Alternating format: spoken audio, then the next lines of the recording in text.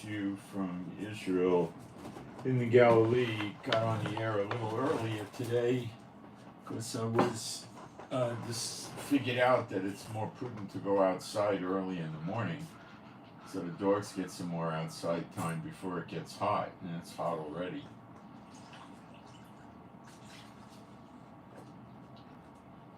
So anyway, I got prepared.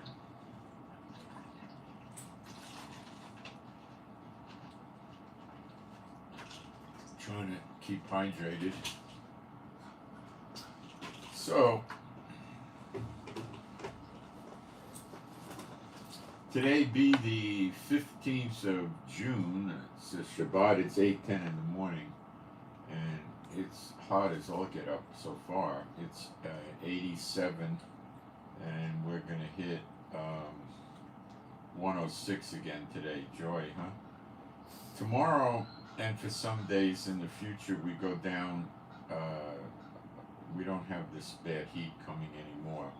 It's over today. Tomorrow's 99. And believe me, the difference between 99 and 106 is very noticeable. And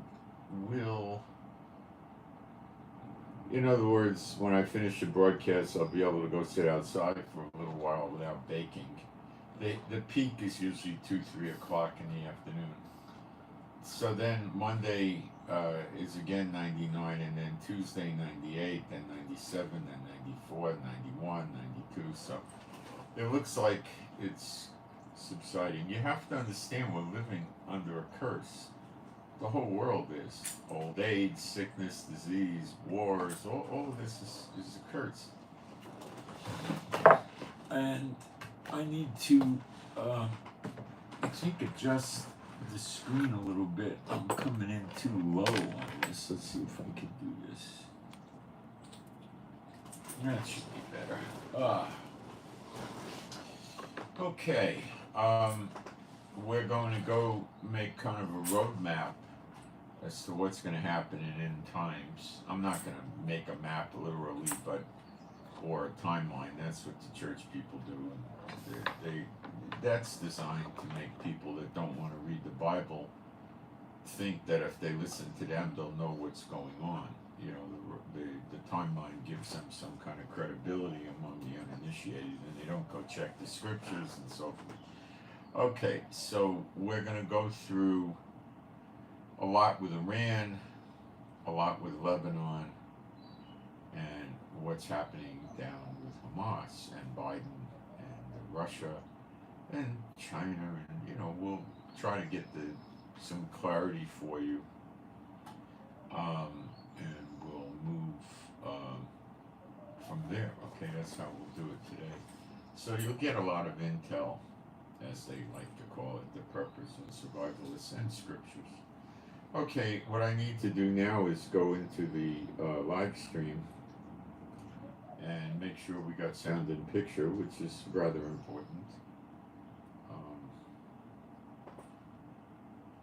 Now, you need to understand that this heat causes dry, parched land, which causes fires. And remember that, okay? So I'm going to go put a couple of posts up in the chat very quickly.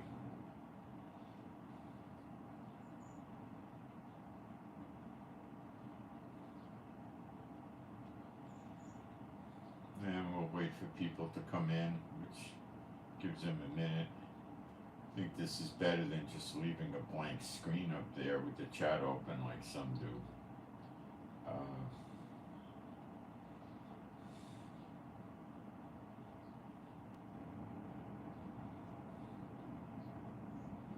Almost done, guys.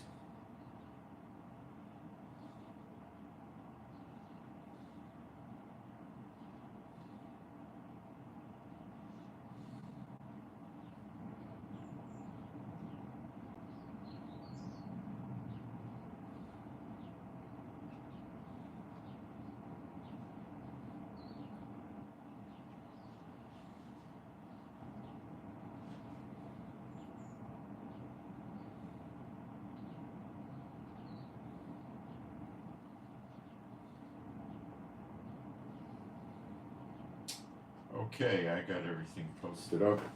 Now, being a Bible-believing site, I'm going to do some praise. There is no God like Jehovah. There is no God like Jehovah. There is no God like Jehovah. There is no God like Jehovah. There is no God like Jehovah. There is no God like Jehovah. There is no God like Jehovah. There is no Messiah like Yeshua. There is no Messiah like Yeshua. There is no Messiah like Yeshua. There is no Messiah like Yeshua. There is no Messiah like Yeshua. There is no Messiah like Yeshua. There is no Messiah like Yeshua. Okay, so where do we start? Let's start with Gaza. There's a bunch of Israeli people that have been blocking the humanitarian aid from coming into Gaza through Israel. These are civilians.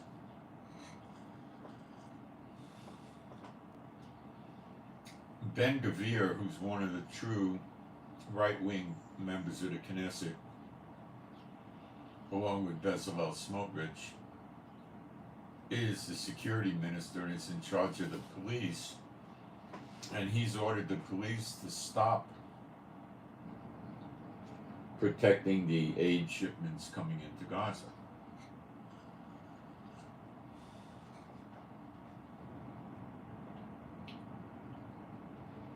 So Biden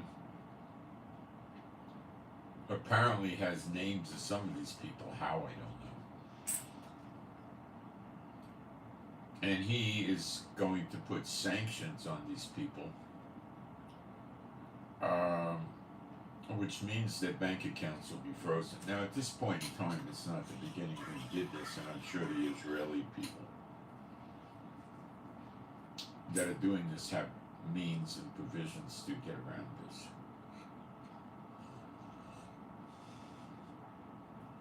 If they just bank with a friend or a relative, they probably already took their money out of the banks. Yeah. He can't freeze their wages or take their cars away or anything like that, right?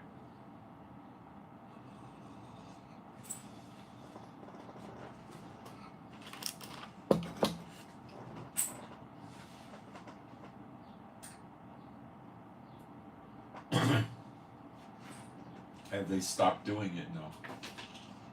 They're still doing it.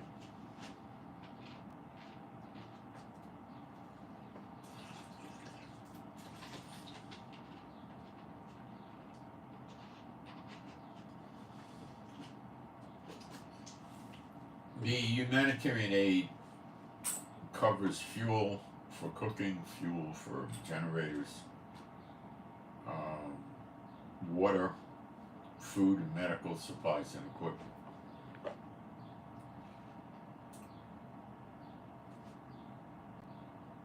Some of you may have gone to a county fair in your life and you throw a ping pong ball and you get it into a bowl or something and you win a goldfish and he puts the poor unfortunate goldfish in a plastic bag with water for you to take home, a little plastic bag. Well, they're now selling a plastic bag full of cold water in Gaza for 1 shekel. The water lines have been disrupted a long time ago.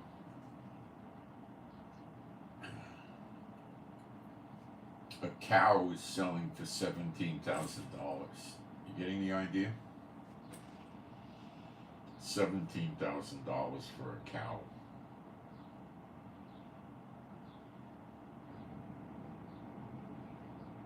That's not a butchered cow, that's a cow that walks around and eats grass. Alright. They don't have that kind of money, but Hamas does. No, let's keep going. Hamas was stealing the humanitarian aid from the trucks, shooting people, hitting people, trying to get at it, putting it in UNWRA warehouses, which they control. Many UNWRA people are part of Hamas. And nobody seems to do anything about this. So they are unlikely far from running out of food. Now, this is something that should have been done many months ago. Now, let's really take a look at where Biden is on this.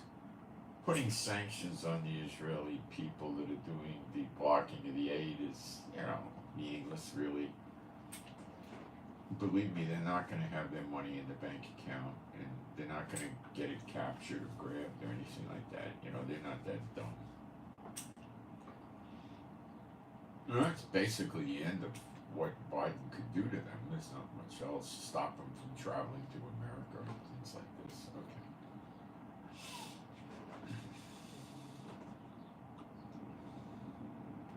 Now we go to the pier, that idiotic pier that Biden put there in the Mediterranean by the coast of Gaza.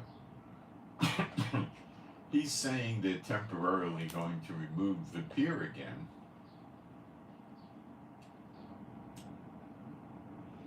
because of harsh sea conditions. Guys, I have never seen harsh sea conditions in the Mediterranean on the coast of Israel. I just never see it. I never hear of hurricanes. I never hear of tsunamis. I never hear anything like that. I mean, you might see 5-8 foot waves or something like that when there's big storms, but what big storms are we talking about? Nothing. The weather is sunny and dry. So this doesn't seem to be a true story. There's an outside chance, and I'd say it's very slim, that Hamas damaged the pier again, and they don't want to say so, but I don't think so. We would have heard about that in Israel, and the Arabs would have reported it. There would have been pictures. Nothing.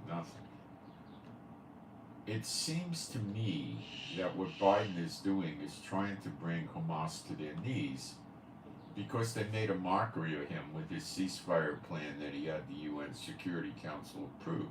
They said, oh, we welcome it, and then they turned around and said, well, we have some modifications.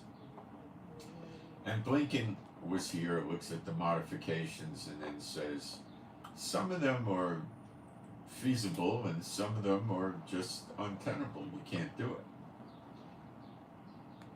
So, in other words, Hamas is saying we want a victory to the war. We want Israel to completely remove themselves from Israel, from Gaza, on a permanent basis. Okay, we want to be the political power in control. The military power, we're not demilitarizing, and we're going to run Gaza. We're going to, have the access to the Egyptian border, which means more smuggling through tunnels. And it's obvious they're going to build up again and attack Israel. Now,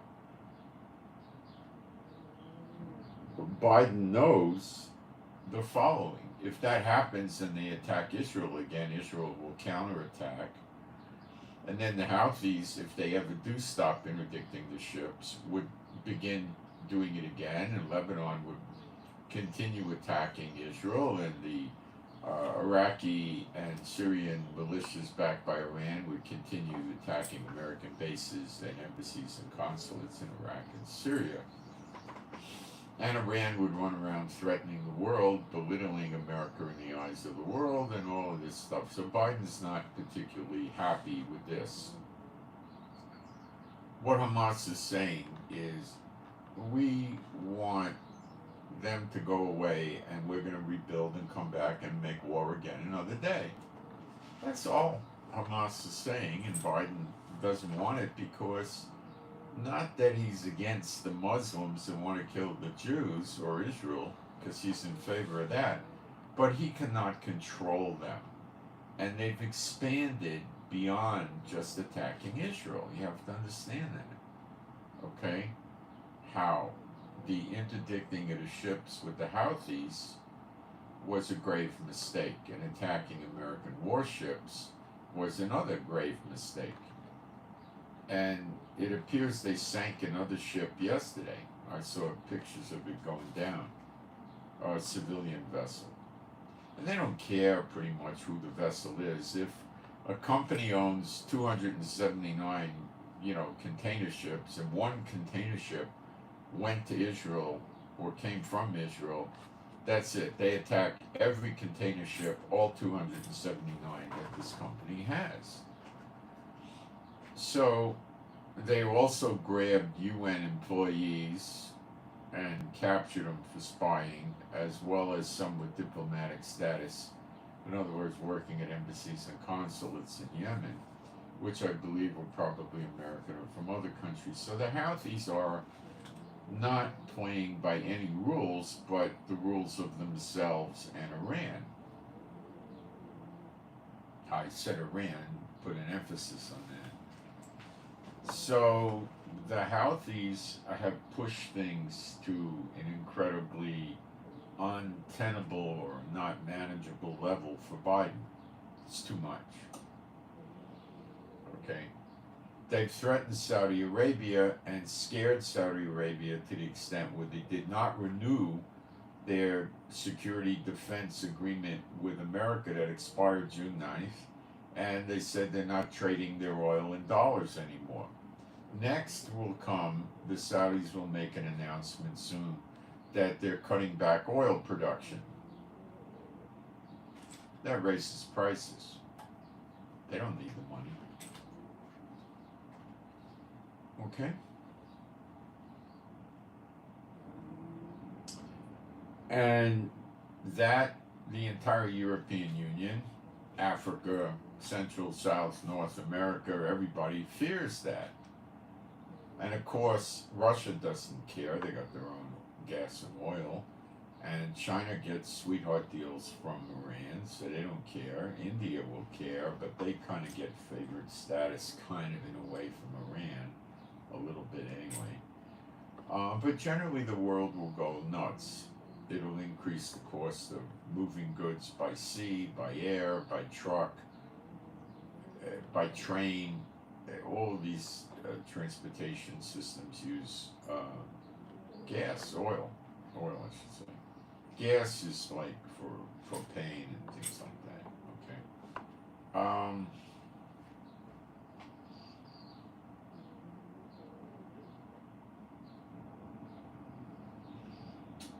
So Biden is not a happy camper, okay? The protests in the United States shutting down universities and terrorist attacks are starting to pop up. And the threat of the sleeper agents, which the Congress and the FBI and many people in the United States are acutely aware of, is another thing that Biden is not happy about.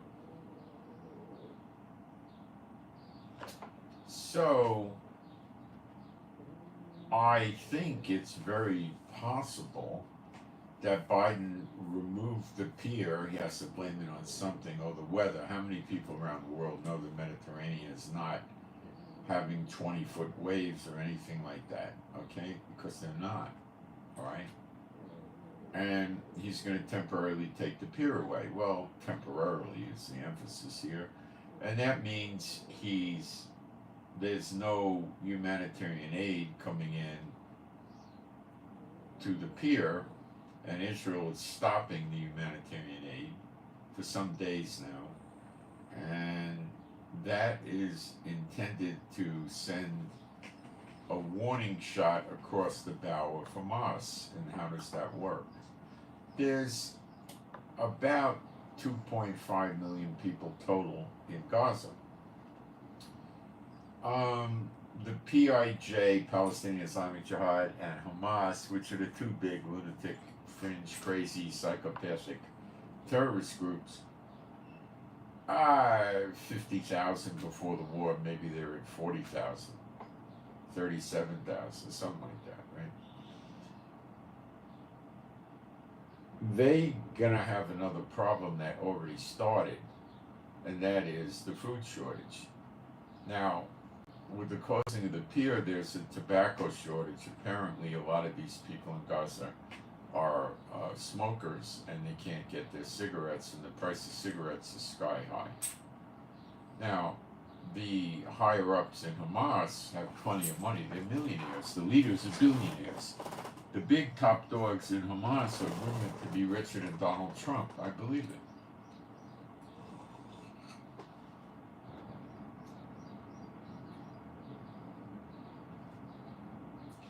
They're eating, they got the humanitarian aid, which a lot of it is things like Skittles and, junk.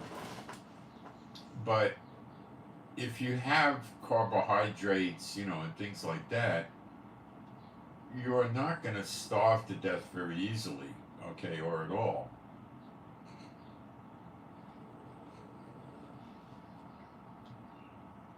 They have other things. They have meal ready to eat, instant meals. They got stuff. It's not great food. I don't know exactly how much food they stole and have stored up, but I imagine they've got enough for 90 days anyway.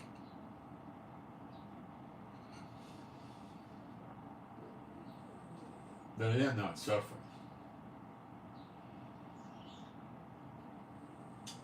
One logical outcome of this is they're going to be forced to take their food storage supplies and bring them into the shops and the opening of market stalls that they know the people where they are, or Hamas runs them, and sell the food to the people at not so crazy prices.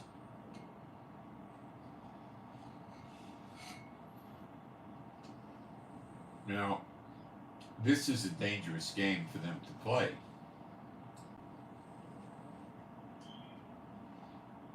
Because they could run out of food. So, no, they think like children, so I doubt they'll do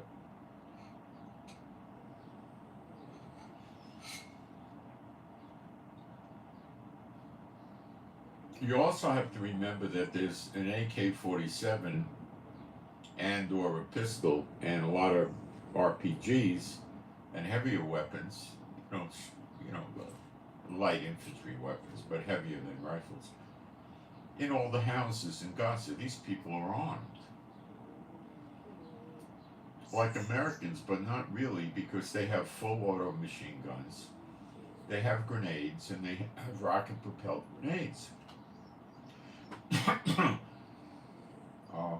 Survivalist preppers and gun people in America don't have such weapons in any quantity. Okay?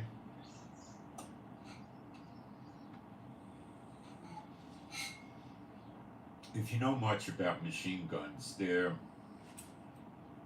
I believe the Americans and other armies went away from full auto guns to setting the guns up so they could fire. You pull the trigger once, you get one bullet. That's called semi-auto. They have another thing called a 3-shot burst. So and that's really kind of idyllic. So when you pull the trigger, 3 bullets go out, and then it stops. If you take an AK-47 with a 40-round banana clip, which is, they use 30-round too, you're going to have, if you just keep the trigger back, all 40 rounds are going to go out in probably no more than 3 seconds, under 3 seconds.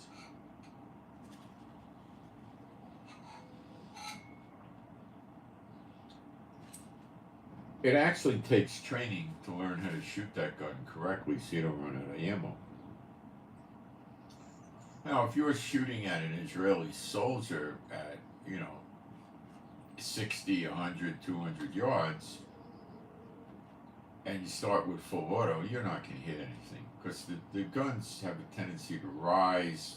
A lot of them rise, like a Browning 45 caliber submachine gun with the round clip with Al Capone. Those things rise. You got to really fight them to keep them down. Okay. Some guns will walk to the left or the right, or they'll rise. They go all over the place. Now, if you're in a military and they got gazillions of rounds of ammo and they start training you learn how to control that.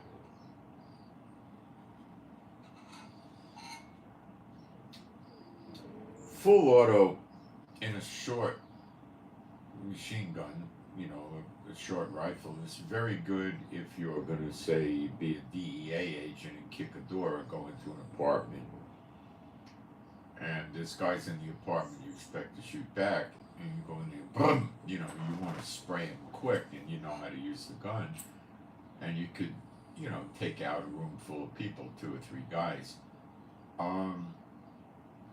But you're also, when you kick the door, you don't know who's in there. You could have children in there, women in there, strangers. You don't know what you, and you're gonna probably kill them too.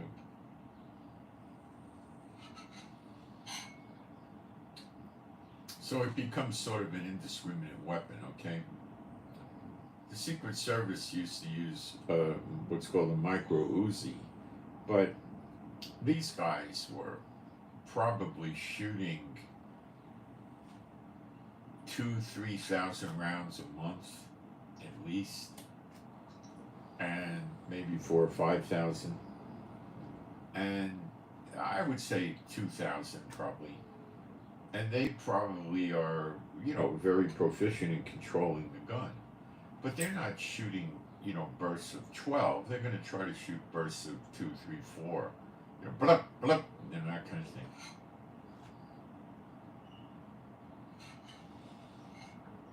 So the AK-47 is basically a great terrorist weapon, okay? It's not such a hot military gun. It can be accurate at 200 yards.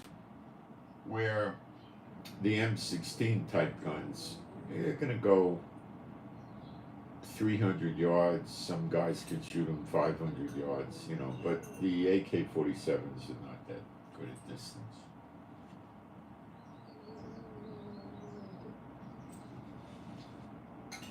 The older American guns, like the M14s, they were 308.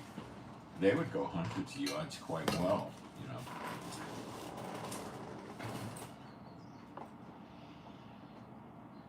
Okay, so let's move along. So if these people are starting to have their children go to bed crying at night because they don't have food, they're getting weak and they got hunger pains all the time, and they can't get enough water on top of that, so in this hot weather you're facing dehydration issues.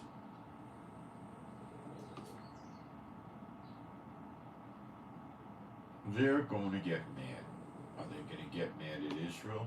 They're already mad at Israel. They hate Israel. But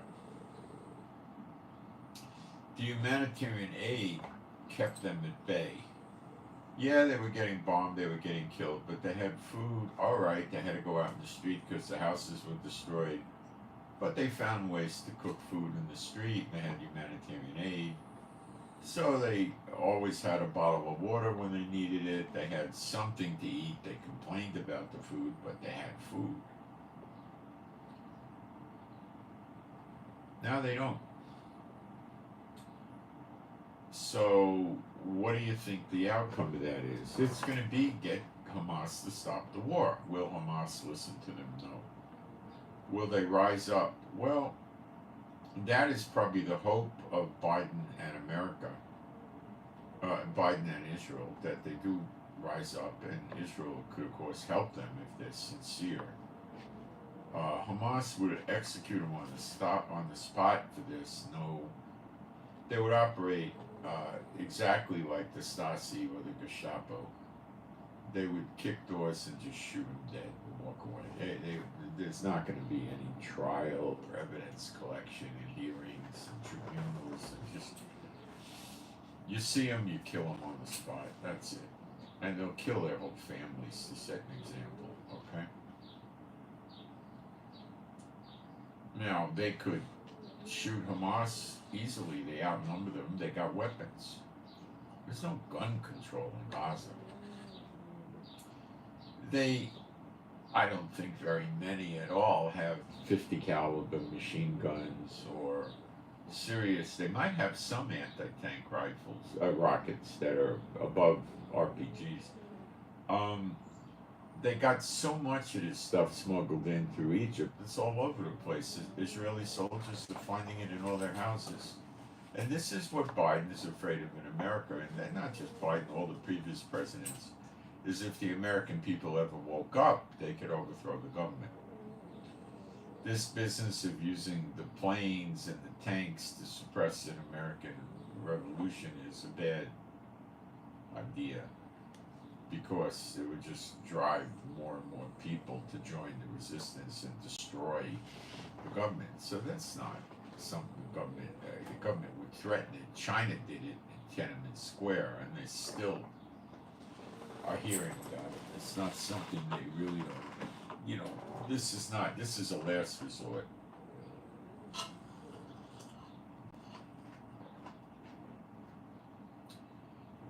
Hamas has no airplanes, they have no navy, and they have no tanks, no armored personnel carrier, no Humvees, none of that.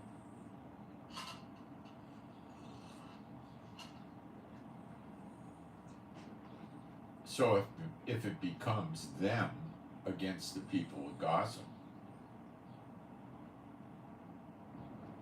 Hamas is going to seriously have great losses of personnel and equipment. And when they attack the soldiers, they'll upgrade their weapons. Let me explain how it works. Let's say the Gazans are interested in doing an uprising in a street corner where Hamas is controlling it, and there's 5 or 6 soldiers standing around the corner with their rifles and stuff like that, right? So, the civilians have guns under their clothing, and they just, walk around like nothing's wrong. And then all of a sudden, 3 or 4 groups of 2 or 3 turn around and shoot the soldiers, where they have their guns, but they're not ready for it, and they spray them, and they're dead.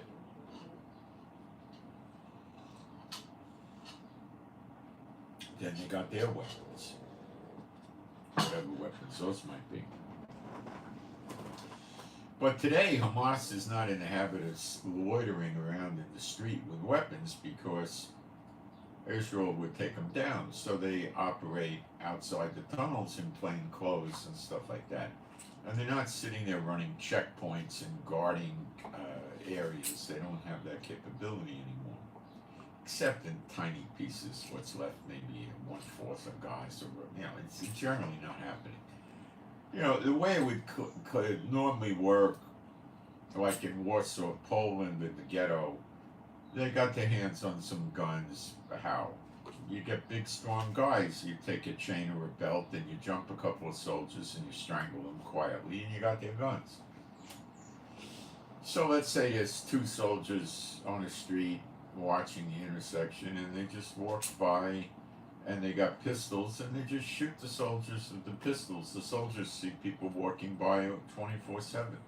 They shoot them with the pistols, and that's at close range, like 5 feet. The soldiers would have their rifle on their shoulder with the strap, and they just take the gun out, boom, boom, boom, boom, boom, boom, boom, 2 or 3 of them, and then that's it. Then they grab the guns, the hand grenades, the ammo, whatever they got, and they run away.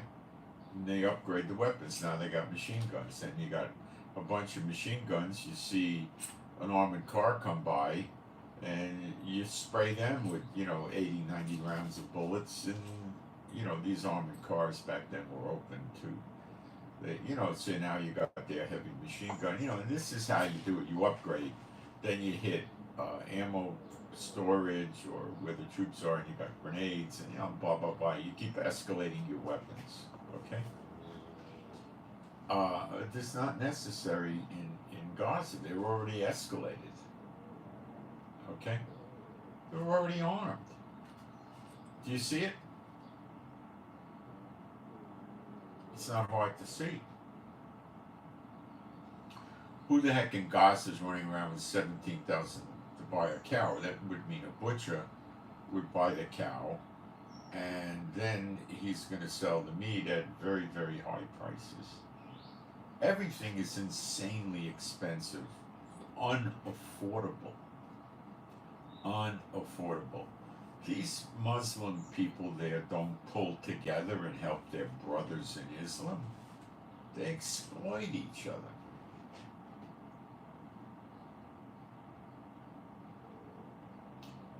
So this is not the water boiling. the kettle's boiling over now. Let me see. I put some stuff up on my Telegram with some prices about what the things are actually selling for down there. Let me find it. It's not going to take but a minute, and I'll give you a breakdown of these prices. Israel knows very well. It's not unusual for us to have agents that, military intelligence and Shinbet that speak fluent Arabic that dress up like them and walk around in there. And I'm sure we could forge ID cards easily.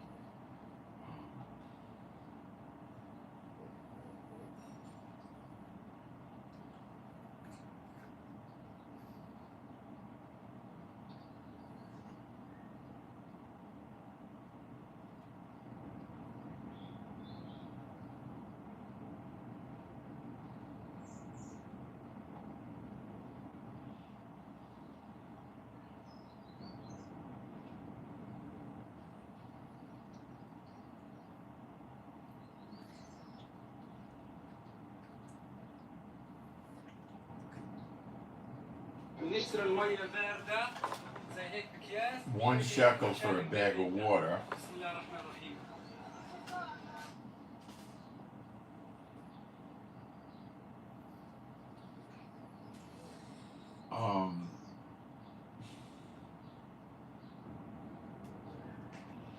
They're coming up on their Feast of Sacrifice. They do halal slaughter of animals, which is illegal in Israel. It's a brutal death for the animals. They're so horrible. It's a death cult with these people. $17,000 for a cow that is looking thin. Okay, not a healthy looking cow, and it costs more than a car in Gaza.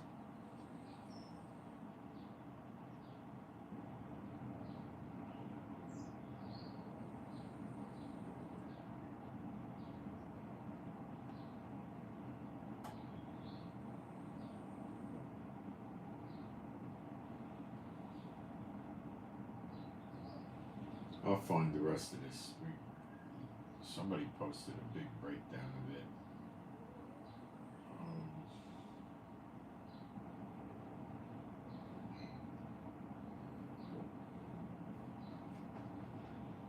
I'll get it for you. It's not just the cow because of the holiday that's costing a lot of money. There's no food in there.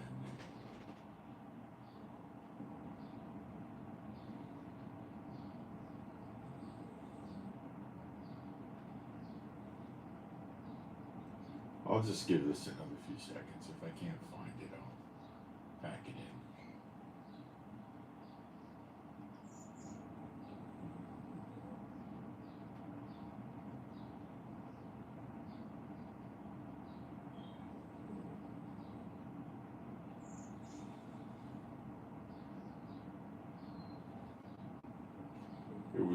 It was costing dollars for a cigarette down there the other day.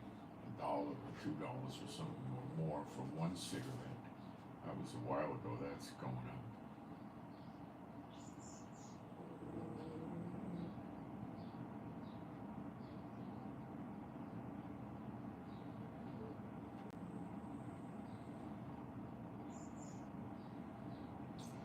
They have a lot of problems not being able to sacrifice lambs and cows with their brutal death that they do. They torture the animals when they kill them. They're such sick people. These terrorists are sick. They're like, mentally, criminally insane.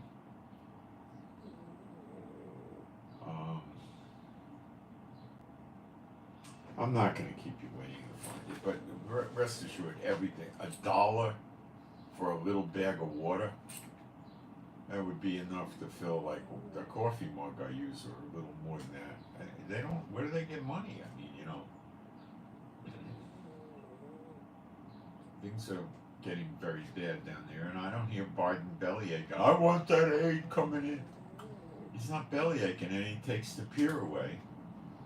So he's trying to make Hamas realize that if they're going to not dance to his music, they're going to be facing an uprising in Gaza.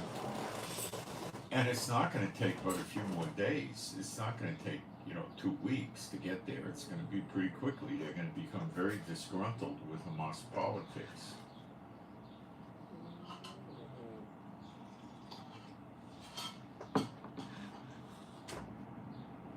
When you don't have food and water, throwing the towel in for a temporary ceasefire is a good idea because you're going to be able to get food again and water. And they're going to very quickly begin to grievously disagree with Hamas's politics and policies.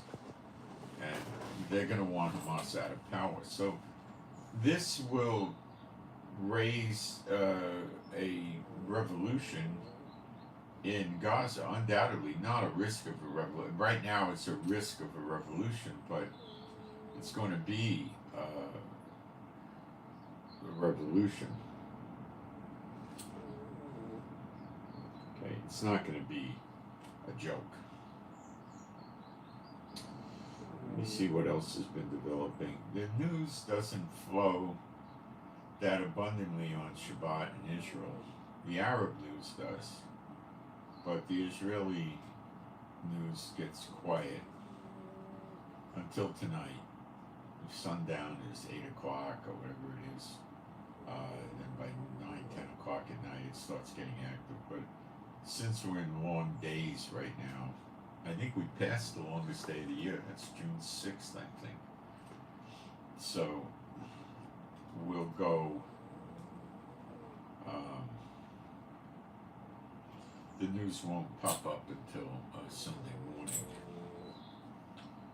Okay, if you want to know what's going on in the Middle East, and you want to get the news accurately and quickly, subscribe.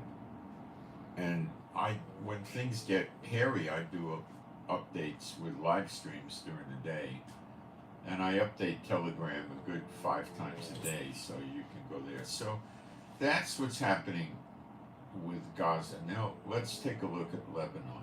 Now, the Philistines, the scriptures are, they shall swoop down on the shoulders of the Philistines. God says in another place, he'll take the blood out of their teeth. They're cooked. They're gone. Okay? The fulfillment is part. It's not complete. Israel's not going to reclaim their land until we get into the year of redemption. All right.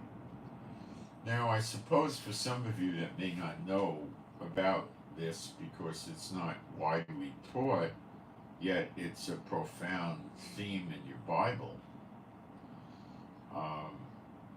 people just don't teach it in the church world.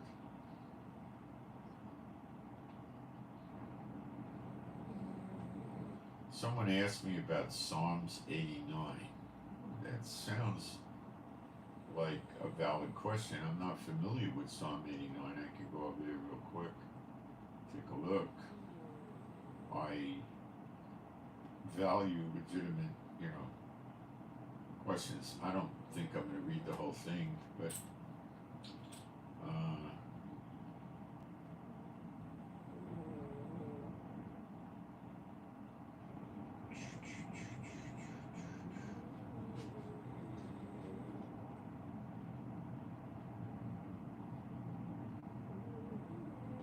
well, it sounds quite relevant. Verse 3 is Psalm 89. I have made a covenant with my chosen. I have sworn unto David my servant. Thy seed will I establish forever, and build up thy throne to all generations. And the heavens shall praise my wonders, O Lord, thy faithfulness also in the congregation of the saints.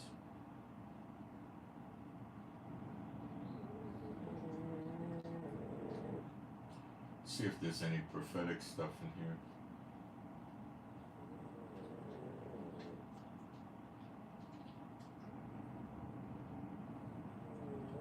See, I'm not going to go through the whole thing. It takes me off topic.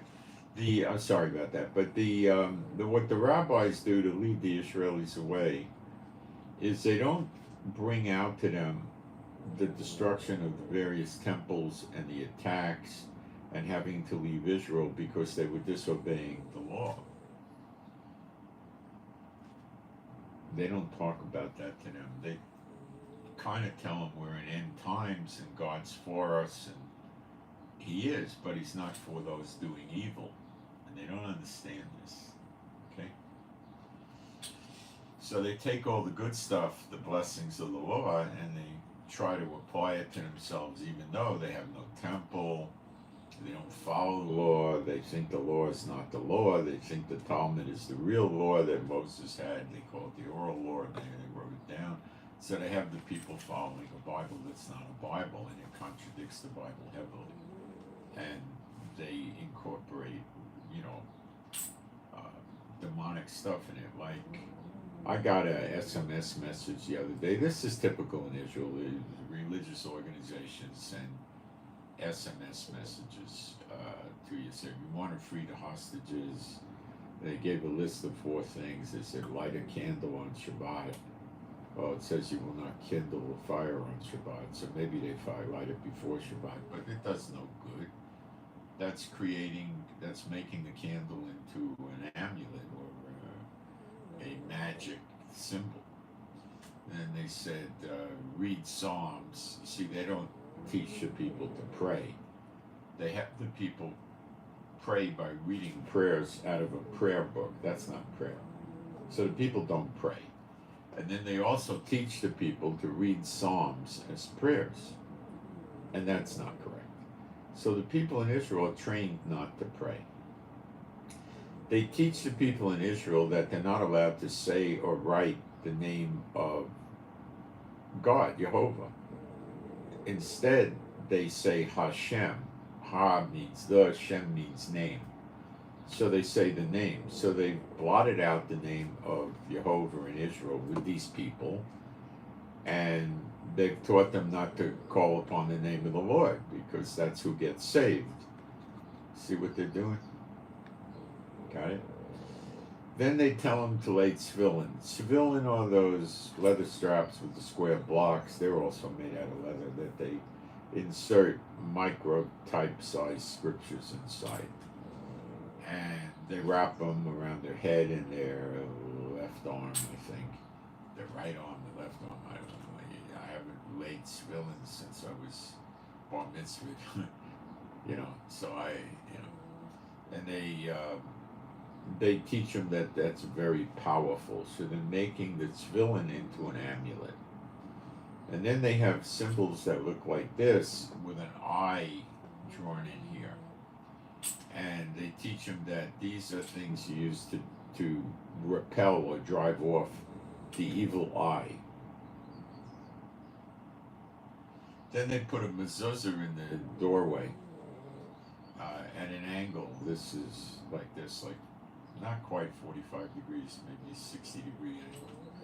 And inside there they have micro-type size, micro-font scriptures inserted in there. And they put that in their doorway, and when they go in and out, I think they go like that. It's not like this. They kiss their fingers and then put it on the mezuzah. And this was going on during COVID, by the way. And people have them. I have them in the house here. That it's a rented house, and I didn't take it off. Just on the exterior door. One of them, I think, the other didn't have. I don't know, something like that. So they put them on the door. I don't even know if they, but probably some of them put them on, not the interior door, I don't know, and they walk around going like that. Once I was traveling many years ago and I worked for kibbutz with a guy that was an Orthodox Jew, and we were in Charles de Gaulle Airport in France, going to America, and some Orthodox Jew was walking by carrying a big Torah, a great big thing, probably weighed 20, 30 pounds. And he's walking by, and The Orthodox Jew sees the Orthodox Jew I'm with and pauses with the Torah, and the guy goes like that to kiss the Torah. They don't follow the Torah. I don't even know why they. I mean, it's so silly, you know. But their eyes are closed and their ears are stopped up, and the Lord did that lest they turn to Him and be healed. So the 2,000-year punishment in Hosea 6:1 and 2 would be fulfilled. Some of you don't know this, so I will read it to you, and this explains why all this stuff is going on. And I've never seen or heard one single churchianity preacher talk about it, ever. Hosea 6, verse 1 and 2. Come and let us return unto Jehovah, for he hath torn and he will heal. And the word for heal is Strong's number 7495, which is a word, it means heal. It's the root word for being a doctor, I believe. He hath torn and he will heal us. He, not being a doctor, the person a doctor. He had smitten and he will bind us up. After 2 days, now the punishment in Israel obviously was not 48 hours, okay? Peter tells us 1,000 years is like a day unto the Lord, okay? So it's 2,000 years is what this is really saying. Now the actual words in the Hebrew are from min, yom, wait a minute, from days. I gotta go into the Hebrew to see what this really says. It'll just take a second.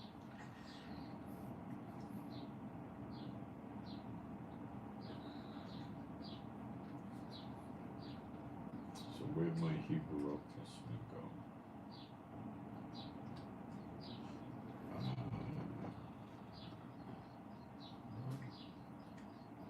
Seems like it disappeared. No, I got it. 6:2.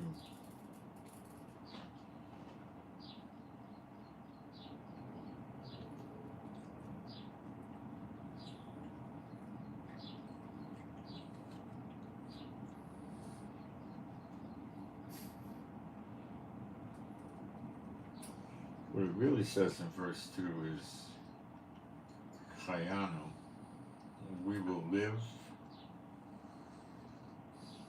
life, Memim,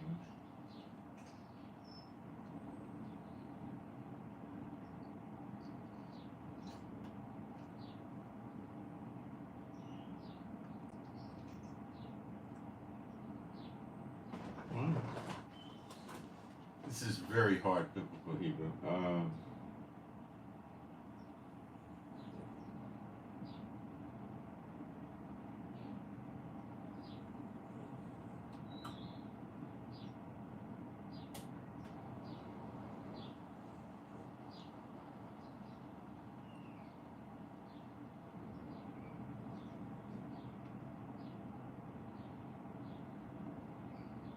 Yeah, it's saying from to, and then it says in day the third. Yeah, it's very difficult Hebrew. The Israeli people can't really read the Old Testament and understand it very well. They speak what's called Ben Yehuda, modern Hebrew. All right. Will he? So yeah, it's reasonably well translated. After 2 days will he bring us to life.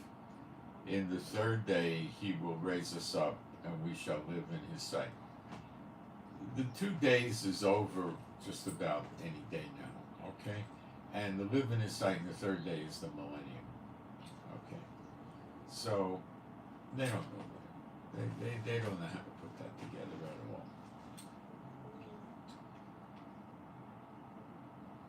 The rabbis don't teach them this stuff, you know. Okay, so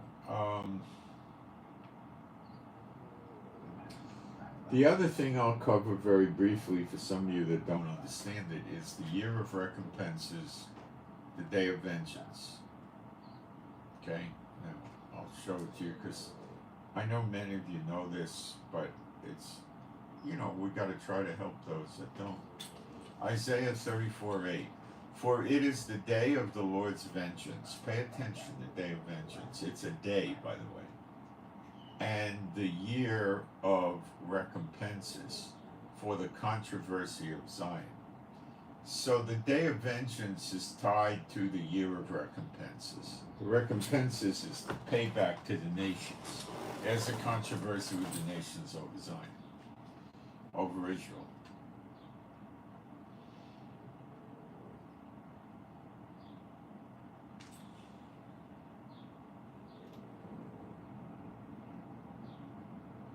Okay.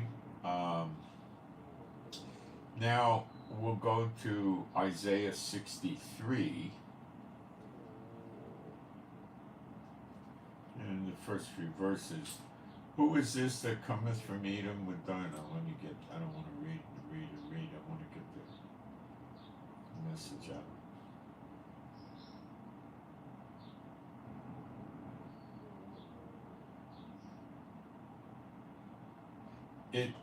Isaiah 63:4. For the day of vengeance is in my heart, and the year of my redeemed is come. Okay? So, the day of vengeance is now associated with the year of redemption, year of my redeemed. The word for year is the correct word for year, Shana. There's no games played here. Okay? And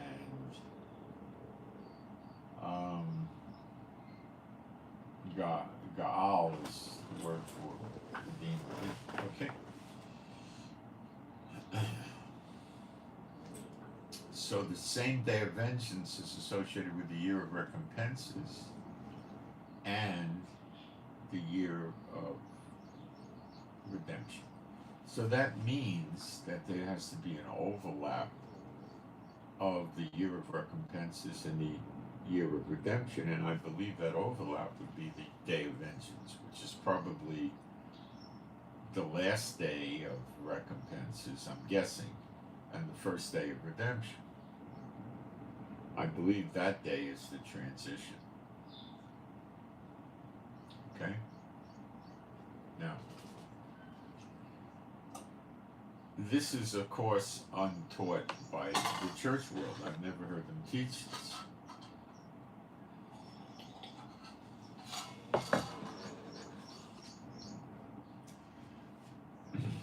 Just don't find it.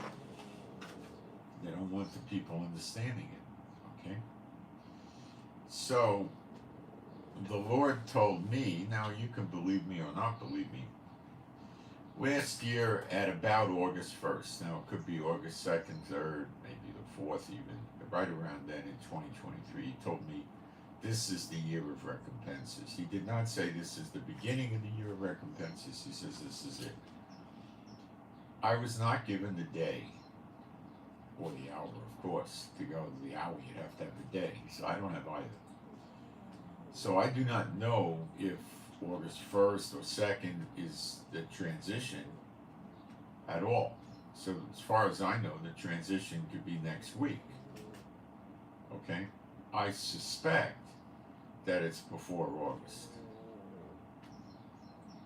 It's only a suspicion I have. He's not giving me the exact date. Okay? So that's how close we are. And I'm sure you would have to say that the evidence of the things going on in the world lends itself to this. But this is not going to be wars, nuclear or otherwise. Look, if they had all the nukes they said they had, don't you think they would have used them before now? How many years was it, with Hiroshima and Nagasaki? But the damage to Hiroshima and Nagasaki, if you look at the pictures, is identical to the Tokyo damage, which was firebombs, and that's what it was. The cherry blossom trees by the blast zone were growing cherries the next year. cherry blossoms. They were giving fruit the next year. They were not, dead for 20 years. Okay, there's a famous bank building by the blast zone that had its windows blown out, but it was brick and it stayed around. And they put the windows back in, and a few weeks or months, whatever it was, opened up the bank again. Nobody was glowing in the dark. Okay? They were using such bombs in Hamburg and Dresden, Berlin. Now, did they convince the Japanese that they had some sort of crazy weapon? Well, they had definitely a crazy weapon that caused a lot of damage and destruction. A lot of the houses in Japan had components of treated paper and wood. They weren't concrete block and brick and that kind of thing, okay? So they burned easily. And that picture of that girl running around with her clothes off, in panic, her clothes probably got burned off her or blown off her. She was still alive a few years ago. She didn't die of radiation poisoning. You can look it up. You'll see pictures of her as an older woman. I don't know when she died. I'm pretty sure she was alive at least 10 years ago. So she didn't die of radiation poisoning, which would have happened in weeks or months. Okay? So if they had all these weapons that they say they had, I'm sure would have used them many times over. And the nations are not behaving like they're really afraid of a nuclear threat. Okay?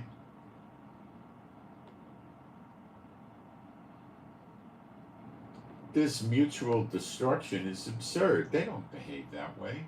They go insane when they start fighting wars. Forget that. It's God's going to burn them up. And that's why it's called the Day of Vengeance, not the year of vengeance, not the month of vengeance, not the week of vengeance, the day of vengeance. And I do not interpret that to mean 1,000 years of vengeance.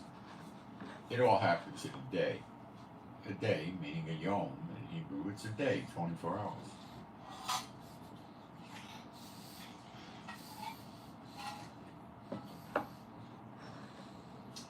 He is going to show the world that he is Jehovah. And they better listen. And billions are going to be bye-bye. Cut off dead, right? And that's what's going to happen. And he's going to do it. It's not going to be they're going to do it to each other in every instance. In some instances it will. As I covered yesterday with Iran, yes. So Iran is going to get it before the day of the Lord. Okay? And America is both. It gets burned up, which probably happens on the day of vengeance. I said day of the Lord, incorrect. Day of vengeance. The day of the Lord is Gog and Magog. That's down the road quite a piece. That's not for now. Zechariah 12 is for now. The siege against Judah and Jerusalem. And the two witnesses burn them up on the right hand and the left roundabout. And that's in Zechariah 12:6.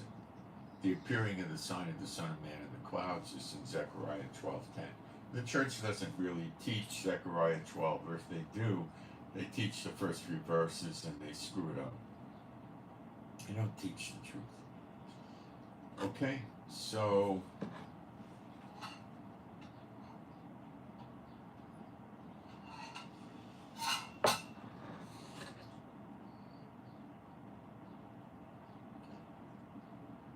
this is all foreign to the church world. Okay? They're waiting for a rapture.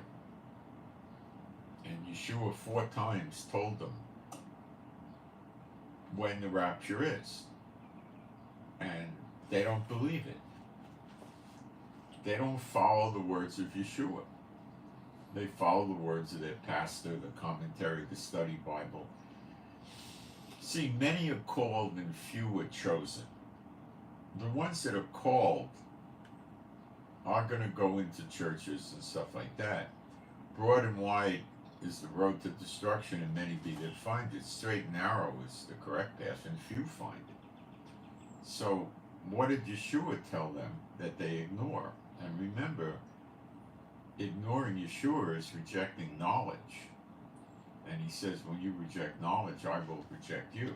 So don't take this stuff lightly. If Yeshua didn't mean it, then he would be a liar.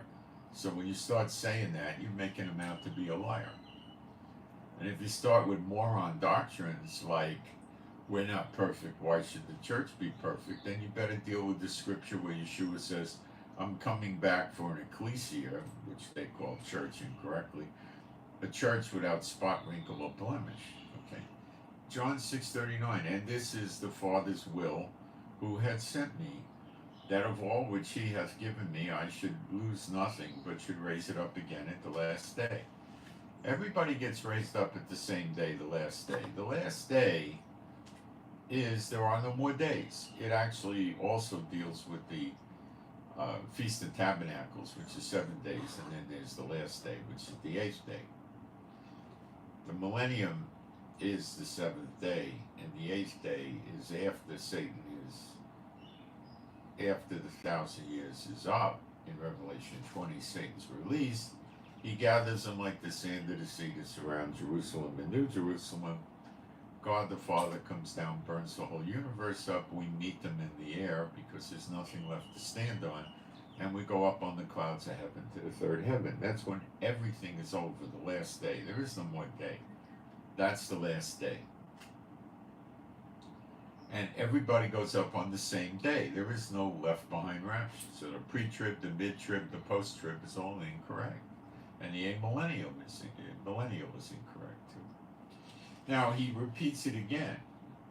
And this is the will of him that sent me, that everyone which seeth the Son and believeth on him may have everlasting life, and I will raise him up at the last day. Everlasting life is not immortality. And it comes when they see, which see it, okay. Everyone which seeth the Son and believeth on him may have everlasting life, and I'll raise him up at the last day. Again, the last day. But when do we see this happen to Israel? Now you also find this in John, that was John 6:40. You find it also in John 6:44 and 54. But when do they see the Son of Man, Yeshua? In Zechariah 12:10, church never teaches this. And I will pour upon the house of David and upon the inhabitants of Jerusalem the spirit of grace and of supplications. Now God poured his spirit out on them. I think it's more than fair to say that now believers. And they shall look upon me, whom they have pierced, and they shall mourn for him as one mourneth for his only son, whose only, it says, shall be in bitterness for him as one that is in bitterness for firstborn. So they see Yeshua after the Spirit's poured out on them, so now they're believers and they look upon Yeshua and they have eternal life. Which means you don't get sick, your body is perfect, you're probably like 21, 23 years old, something like that, okay? And you live a long time, that's what it means. Okay, you live a long time. Like they did before the flood. And that's what it means. It doesn't mean immortality, because when you get into New Jerusalem, you will eat of the tree of life and drink of the water of life, and that will give you your no more death, because New Jerusalem has no more death for those in there, not those outside. With the tree of life, God said in the garden, let's get them out of the garden, lest they eat of the tree of life and live permanently. You know, they become immortal like we are. But you're not getting into New Jerusalem unless you're a believer. So this is the background to what I'm showing you that's going on. Now you can kick against me and say I'm crazy and my doctrines and all that stuff. But you got to remember, I'm reading this stuff out of you from the Bible. And this has never happened. When they killed Yeshua when he was crucified, were they mourning for him? It goes on and it says, if you keep reading, in that day there shall be a great mourning in Jerusalem, as the mourning had Ramon in the valley of Megiddon, and the land shall mourn, every family apart. Did that happen when they killed Yeshua? Of course not. Maybe a handful of people were mourning him. That was it. So it didn't get fulfilled. I've had people say, oh, it was fulfilled when they saw him crucified. Nonsense. They don't read the whole passage. They're trying to deceive you. These are false believers that are working this on you. Let me poke in the chat and see what's going on.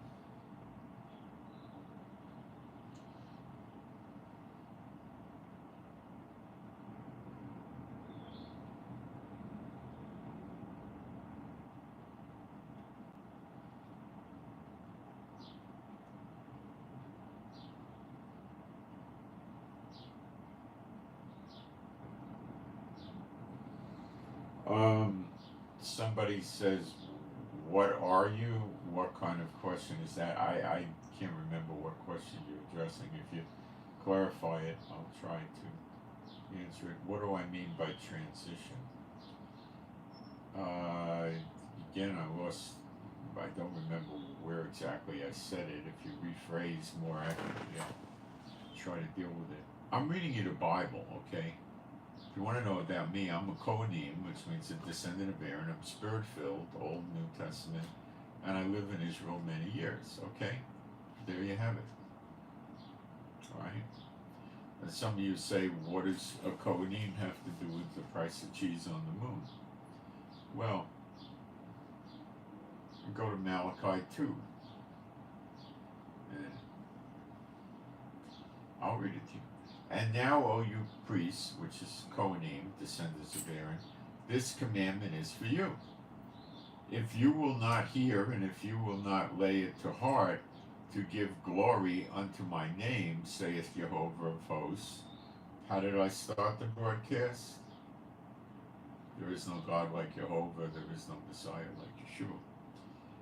Will even send a curse upon you, and I will curse your blessings. Yea, I have cursed them already, because you do not lay it to heart. Behold, I will corrupt your seed, and spread dung upon your faces, the dung of your solemn feasts, and one shall take you, and the word one is added in, and shall take you away with it. And you shall know that I have sent this commandment unto you, that my covenant might be with Levi, saith the Lord of hosts. Now, to be a coim, you're a Levite. Not all Levites are coim, and the sons of Zadok are coim, okay, but not all coim are sons of Zadok. That's, if you go to study logic in a university, that's called a tautology, I believe. Nonsense. That's the logic. My covenant was with him of life and peace, and I gave them to him for the fear wherewith he feared me, and was afraid before my name. The law of truth, and the word for truth is emet. That's the law. I mean, what else do you think it is? The Tibetan Book of the Dead? No, it's the law. Was in his mouth, and lawlessness was not found in his lips. He walked with me in peace and equity, and did turn many away from lawlessness. For the priest's lips should keep knowledge, and they should seek the law at his mouth, for he is the messenger of Jehovah of armies. Okay? God uses the coim. I happen to be one. Now, we know who the coim are by their last names. I have such a last name. And it's passed on traditions like when the kid gets circumcised, they redeem the kid from the rabbi. It's not scripturally correct and pay him money, but the rabbis won't take money from a Kohanim, and, there's many things. We know who we are. Okay, that was preserved because we're of Levi, not of the 10 tribes, so we're not divorced, and we're still preserved to some extent. The 10 tribes, for the most part, don't know who they are, I assume. And they're not yet emerged. Okay, so I'm giving you a lot of background here to understand what's really going on. And remember, I'm reading this all to you out of the scriptures. So, God says the people should seek the Lord at the mouth of the Kohanim, which is his messenger.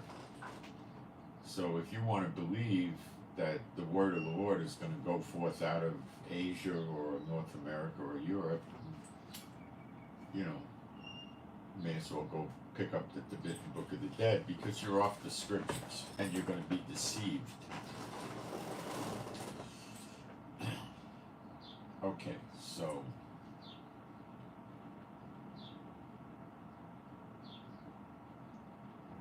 it appears to me that what Macron did is he went to Biden to put pressure on Israel to not attack Lebanon, because they have substantial investments in Lebanon, and when Israel attacks Lebanon, Lebanon's going to look like Gaza.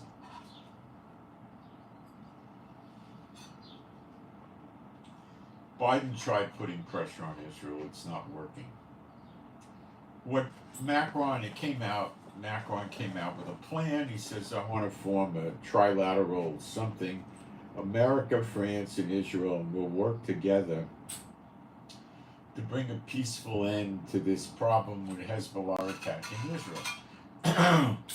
Well, the only thing Hezbollah is going to accept is a complete full withdrawal out of Gaza and leaving Hamas intact, which Israel's not prepared to do. It would be idiotic.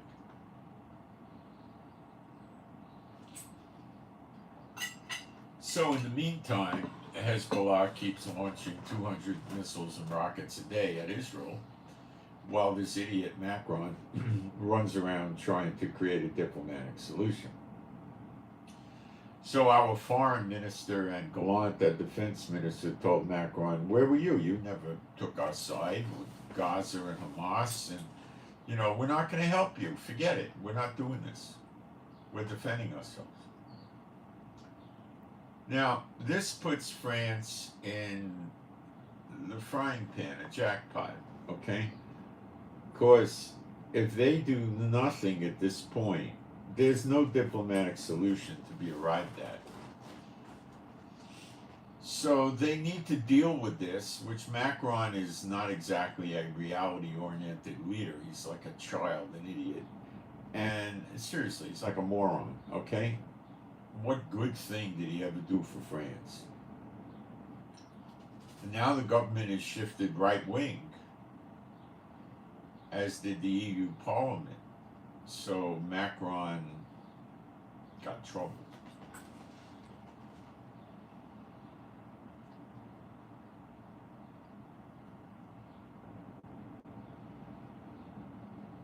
Is there anything Macron can do to help the situation?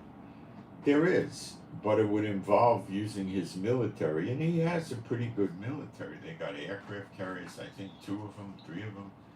They got a large fleet of ships. They got modern, good aircraft. They got good missiles, anti-missile systems, good tanks, good artillery. Yeah, they're okay. Militaristically, they're pretty good. He has his hands full with Russia, which we'll deal with momentarily. And will he do something to stop Lebanon or just write it off? That's a good question. The only thing that's going to stop Lebanon militaristically from a country is to shut down Hezbollah. The Lebanese army will do nothing against them, it appears. A resistance has risen up in Lebanon of Christians and Druze who want to stop Hezbollah violently if they have to kill them. and they number 20,000. And I imagine Biden and Israel are going to try to help them, but they say half of the Lebanese army will help them also. But the problem with this is there's a lot of problems with this, but one such problem is how effective are they going to be? You know, and what's Israel going to do in the meantime? Keep taking 200 rockets a day. They're hitting military bases. They have new weapons that they're getting from Iran or possibly Russia, probably Iran, that are giving Israel more trouble than their old weapons. The Iron Dome system was established many years ago to stop Katyusha rockets, which are, you know, junky, stupid rockets with a very limited range, and they're not aimable or targetable, and they're inaccurate and all that. And now they've upgraded. Now we have other missile systems, anti-missile systems, you know. We have the Arrow and David's Sling, which are designed for more advanced missiles. And then you get into drones. So,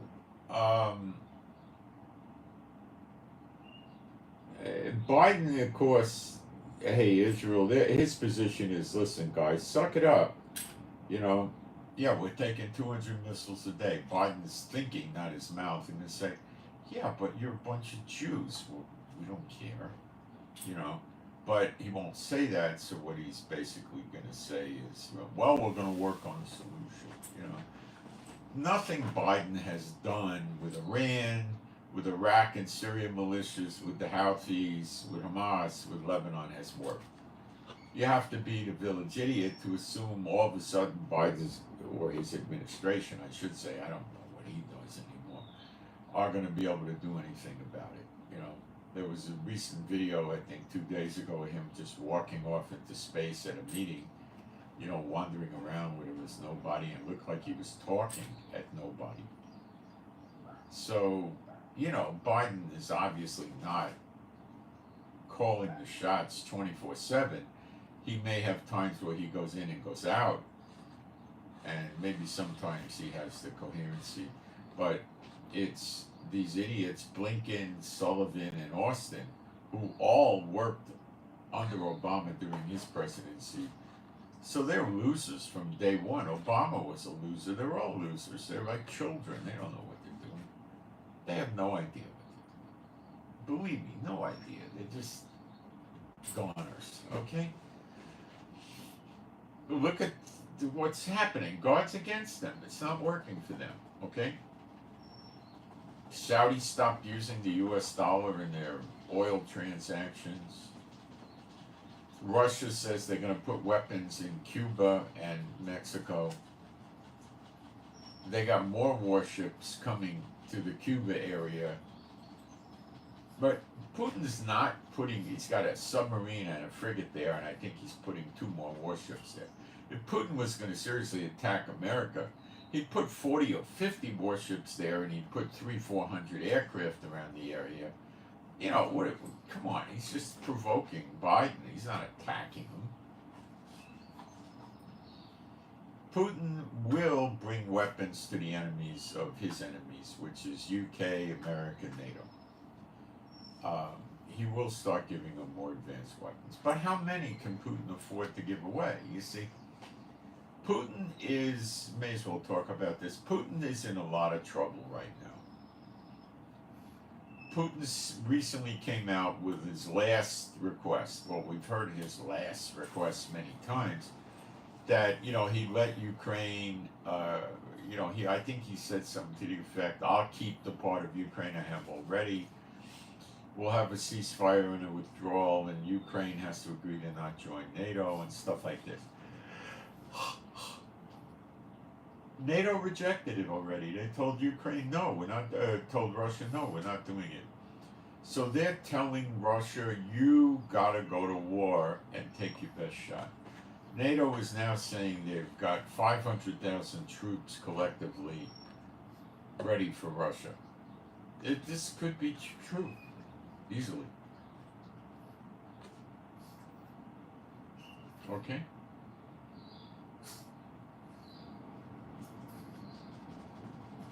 I don't have any doubt.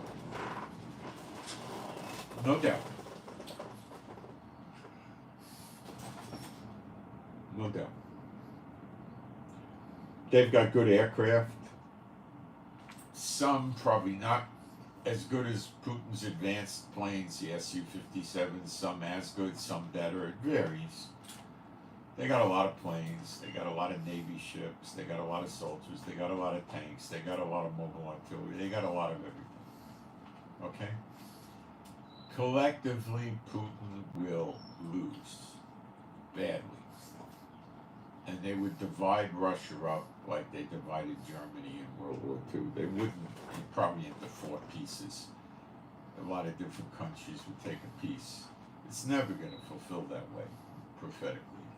But that's how Putin would look at it. He can't win. So what Putin needs to happen is he needs his allies to help out. His allies are North Korea, Iran, and his favorite ally is China.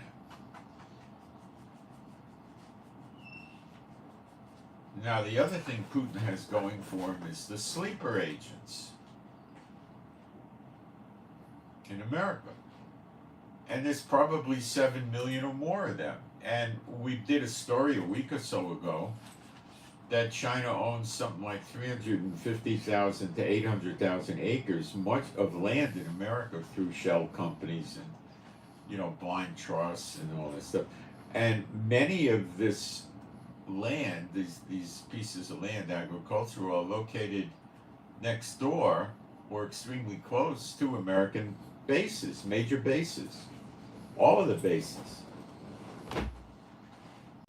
And a lot of these sleeper agents, you know, military-age males coming across the border, coming in from the Pacific, the Atlantic, and Florida, and coming in through the Texas, Arizona, New Mexico, and California, and so forth, are going directly to these pieces of land that China has. So it'd be child's play for them to, over the years, build up missiles and rockets and have all kinds of weapons in there.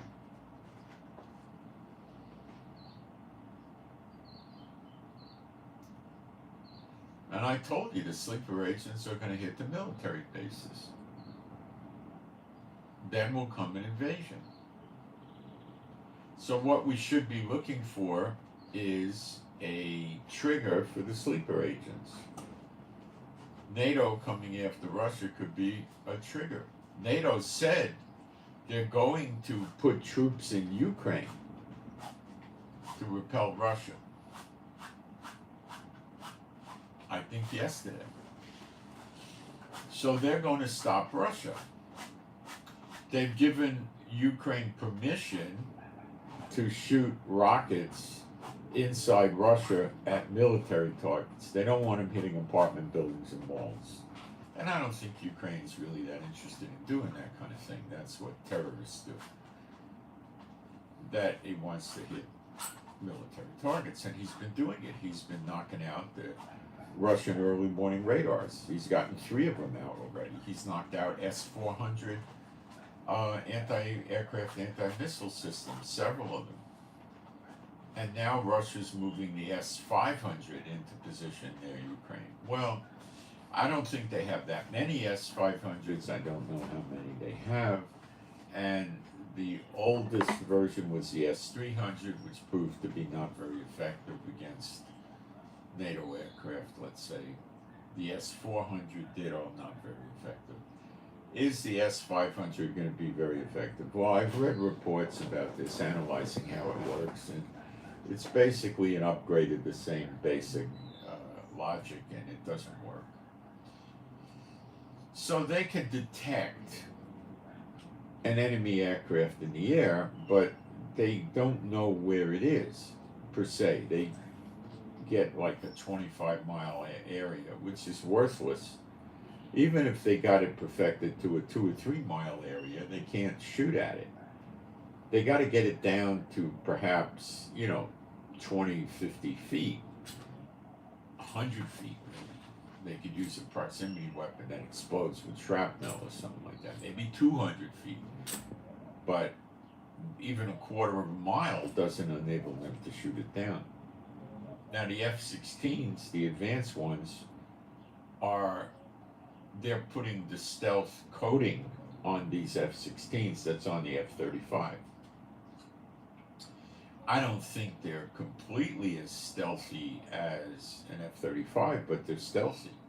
Now remember, you have to keep the missiles, the weapons, and the extra fuel tanks all have to be inside the fuselage of the plane for the stealth coating to work. So the F-16s and the F-35s, when they go stealth, have a reduced payload. Okay. Well, they're not going to be stealthy and they could get shot down. Russia doesn't have, nor does China have, real stealth jets. You're going to remember that. They don't have them. They have stuff that's probably hard to track, but it's trackable.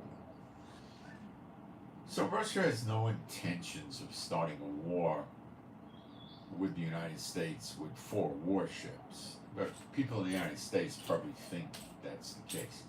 The idea is to show Biden, hey, look, I'm doing this. You keep it up, I'll do this for real. Well, Biden's not listening. When I say Biden, it's kind of not Biden. It's his administration. The key players, I believe, are Blinken and Sullivan and Austin, and the head of the chiefs of staff is another one. He's relatively in the background. People don't know who he is. I forgot his name. Another Biden schlep. These people have been failing consistently, and there's no reason to believe they're going to get successful. So Russia is being repelled off and on out of Ukraine. Russia is having their early warning radar taken out. Russia is having their S-400s taken out. And Russia is having military targets and oil refineries hit by long-range HIMARS missiles out of Ukraine. So Russia is, and they use drones too. So Russia basically is painted into a corner, and Russia has to come out swinging.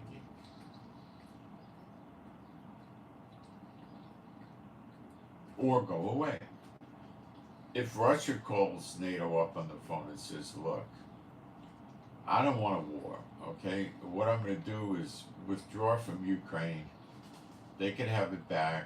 I'm going back to Russia. We'll leave you alone. You leave us alone. NATO will say, we wholeheartedly accept your offer, and all the hostilities stop, and then the sanctions will be removed. Putin's not going to do that.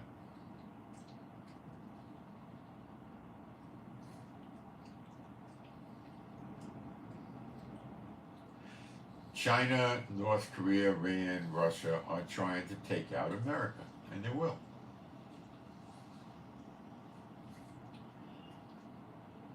And they will. Very soon.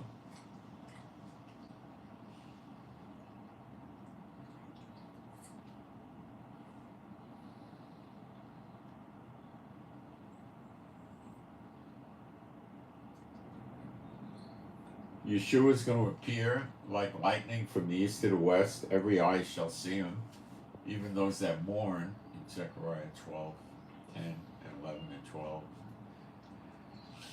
And that's what's going to happen soon, between now and the very beginning of August. And that's Israel, the birth of the nation, in a day. But before that happens, many people in Israel are going to be gone. They're going to be eliminated by God. And that's found in Ezekiel 34. And you read it in Malachi 3. And it's no secret.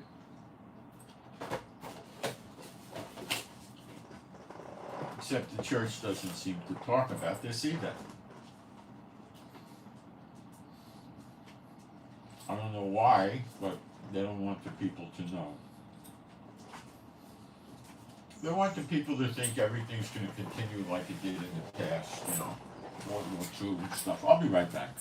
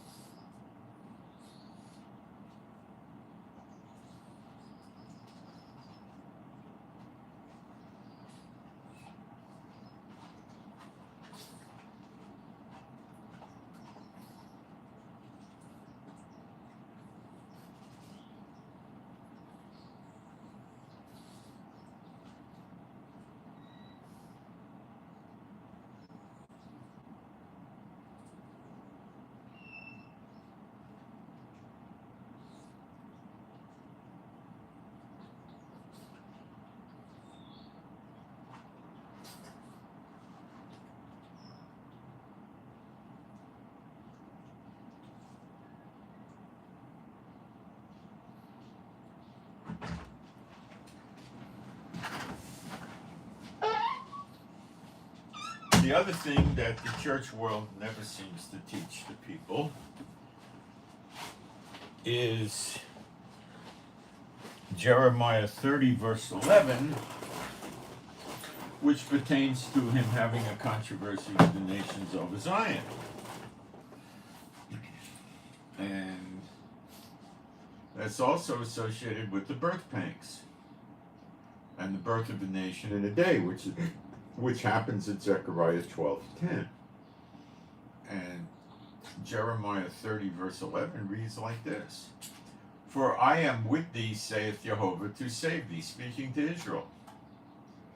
Though I make a full end of all nations, all heathen nations, whither I have scattered thee, yet will I not make a full end of thee, but I will correct thee in measure, and will not leave thee altogether unpunished. He destroys all the nations that he scattered the Israelites into, which I think's it's over 100 nations. Using today's names for the nations and their geography. It's a lot. Everything in Europe, everything in North, South, Central America, not all of Africa, but parts of Africa, Egypt for sure, and other places, and parts of Asia.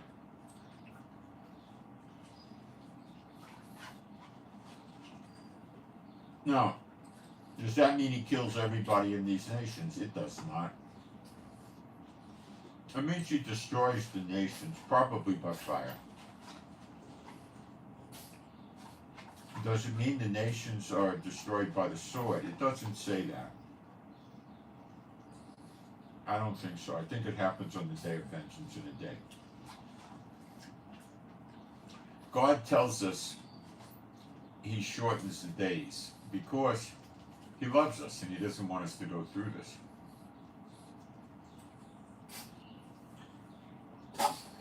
When he's talking about the year of recompenses, he's talking about recompensing the heathen nations for what they did to Israel. Okay?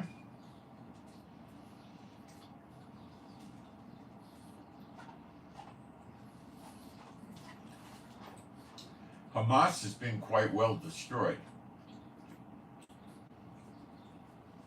Gaza's a ruinous heap. Okay?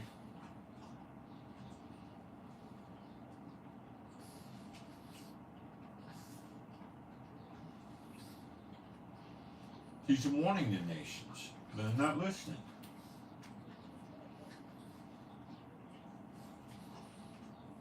It says there'll be wars and rumors of wars. Well, we have wars and rumors of wars. Not a tremendous amount of wars, lots of rumors of wars. But he said that's not the end. The end what? The end of the age. The next age has eternal life, which is Zechariah 12:10. See, all this is kept from the church. It's quite sad. It's being kept from the church, and they don't know what they're doing. Many are called, and few are chosen. The chosen are no longer in the church. They've left a long time ago. I was in there once. Many people were.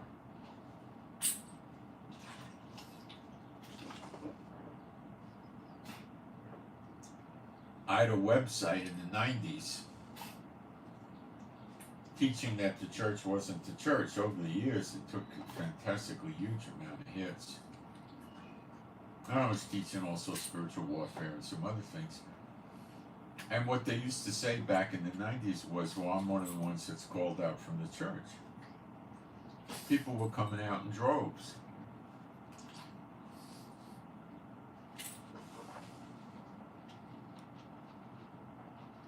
They still come out, but not in droves that I'm aware of. And a lot of us have been out of the churches for many, many years. So Gaza's in trouble right now with the food shortage. It's serious. They could be facing a ruler fighting ruler. In other words, the people could rise up with a leader against Hamas. Lebanon has another risk of ruler against ruler because this 20,000 man force of the Christians and the Druze are intending to go after Hezbollah to save Lebanon from being destroyed. And at the same time, they say they have half of the Lebanese army with them, backing them, which could be another 20,000 or something like that. And we don't know how true that is or how untrue it is. We just know they said it.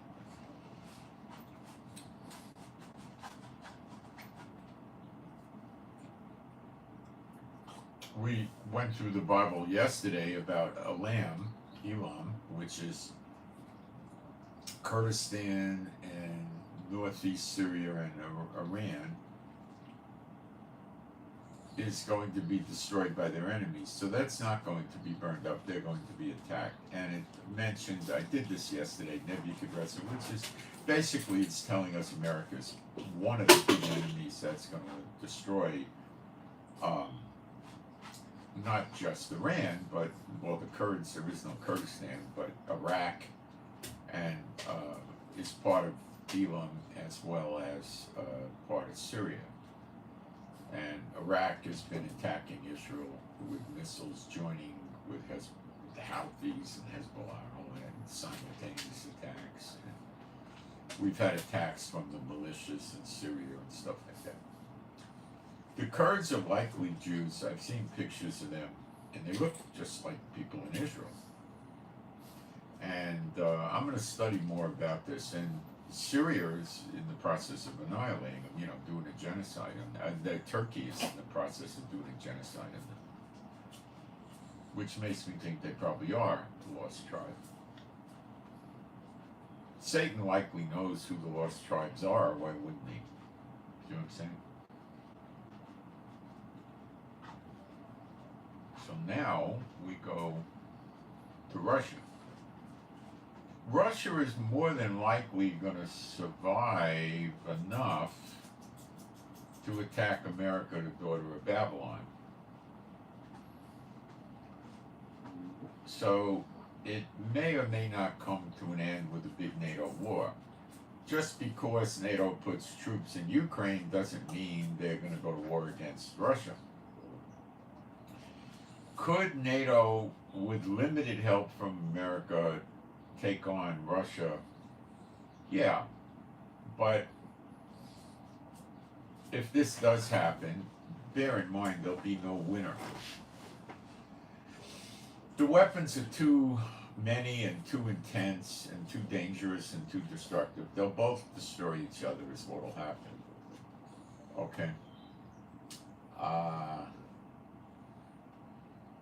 Putin will likely tolerate them putting troops in Ukraine. Putin may expand the war to Poland, Romania, and other countries. I don't know. He might. But Putin is likely going to be around to attack the United States between now and the beginning of August, along with the others. So, Iran. As I brought out yesterday, Iran appears to be attacked militaristically by their enemies, which would be NATO.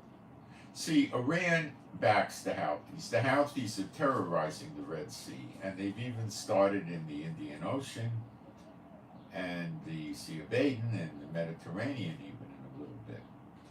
So they're out of control, okay? They're not just attacking Israel, they're attacking shipping at large. Before this past week, half the ships that would ordinarily go through the Red Sea, according to the civilian shipping authorities, they're now passing around Africa, extending the trip by 7 days, increasing the fuel cost. The products sit on the boat an extra week, which is costing money, and the wear and tear of the boat and the salary for the crews. Now, I think half of them were going through the Red Sea anyway, but I think by today that figure would be down to perhaps 25% of them at most. Going through the Red Sea, I think realistically it might be down to 5 or 10%. And the insurance premiums are much, much higher to pass through the Red Sea. See, maritime shipping company like Maersk or one of those guys has to have an insurance policy on the boat itself, which could cost hundreds of millions of dollars for a big container ship or an oil tanker or a grain tanker and that kind of thing. Okay? That's a lot of insurance. Okay?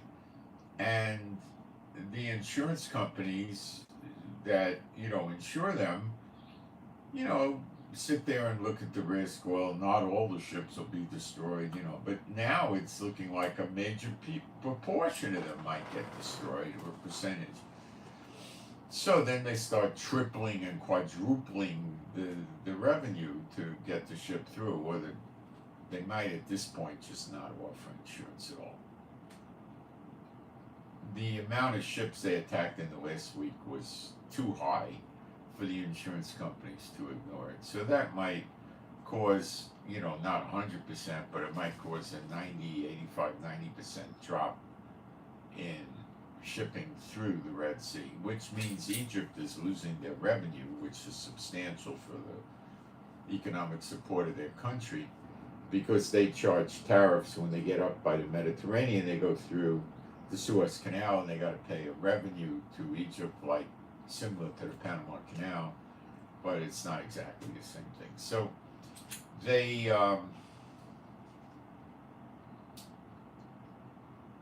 Egypt's losing their money, but I don't think Egypt's at this point ready to go attack the Houthis.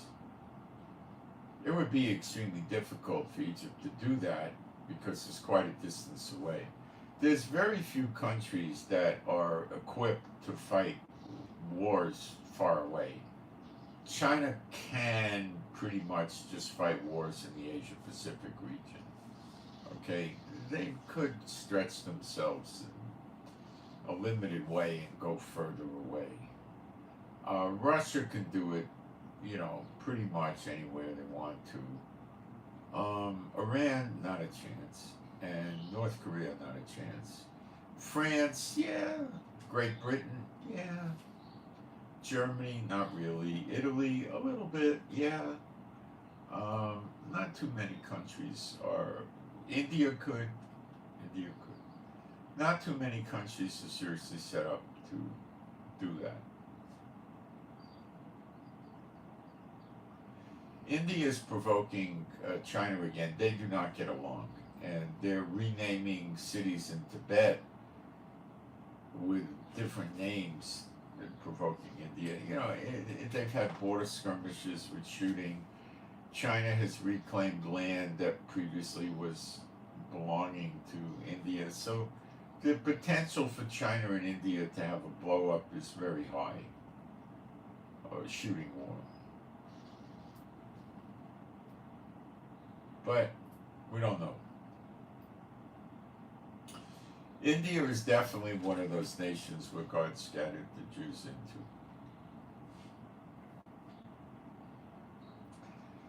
God's going to make them go into captivity. There's scriptures to that effect, and their nations will be destroyed. They built their nations up with Satan. They got all these high rises and bridges and overpasses and tunnels and transportation systems and all this stuff, and that's going to be gone. Because of what they did to the Israelites over time. So it's going to happen to them. Israel's country got burned. Well, the temple and all that, right? People got killed. It'll happen to them. Israel went into captivity after that. Then, think Solomon's temple and then 70 AD, and the same will happen to the nations. They'll reap what they sowed. They'll happen to them very soon. All the money in the world, the paper money, will soon be worthless. All of it.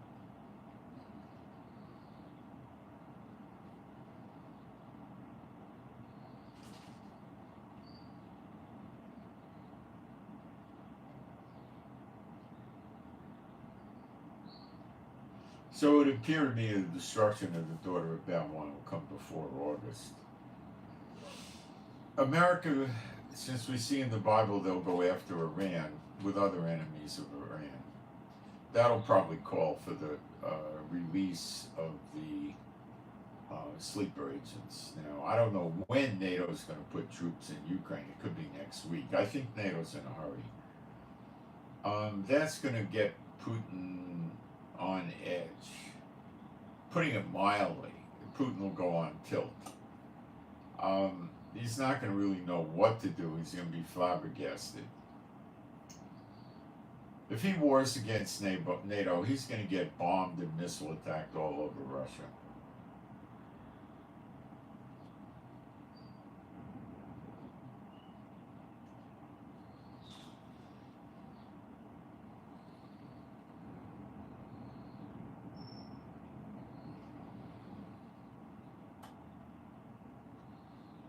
China may or may not attack Taiwan, have North Korea attack South Korea, attack Japan, the Philippines, and Guam. It may or may not. It could be using this as a ruse to get the Americans to move more and more troops out of America.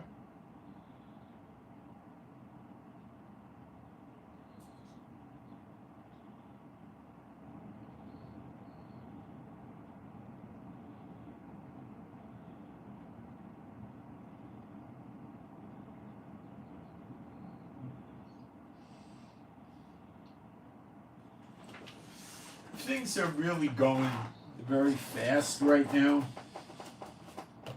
and nothing's slowing down. Every day I do the news, and there's more and more developments by the day. By the day.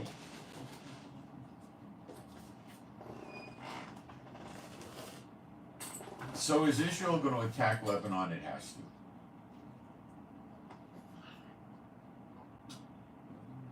It has to stop the flow of rockets. You can't keep this up.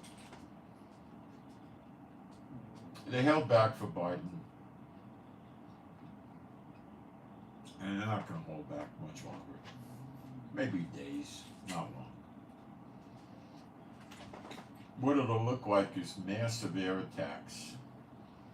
Israel will probably run over 100 jets. I would say 125, probably in groups of 25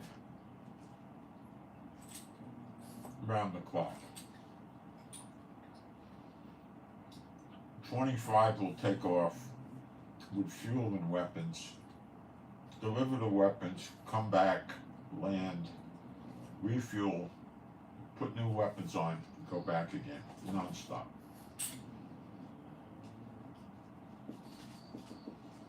Israel probably has target packages of someplace between 300 and 500 targets, maybe 1,000.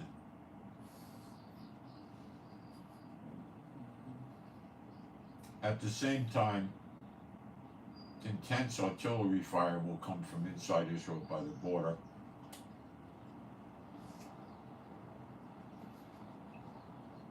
And Israel will start pushing in with tanks and mobile artillery. Mobile artillery is like a tank, but has a big artillery piece. They'll push in along with other armored vehicles into Lebanon with a lot of air cover.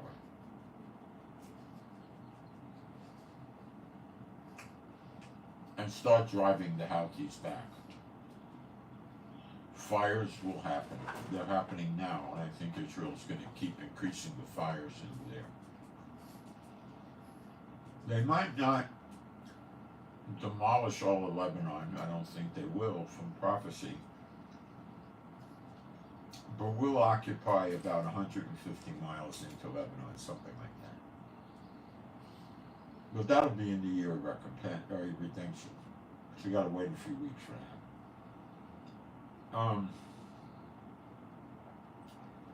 Israel may very well be fighting for victory into the year in the year of redemption, just like Egypt.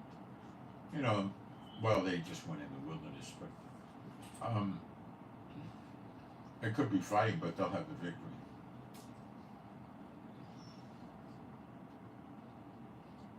when we get the land.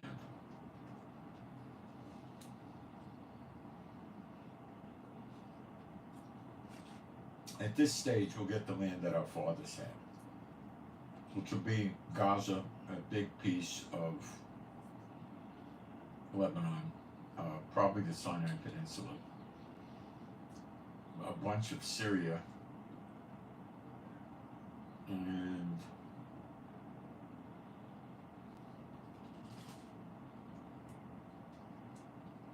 maybe parts of Iraq and Jordan.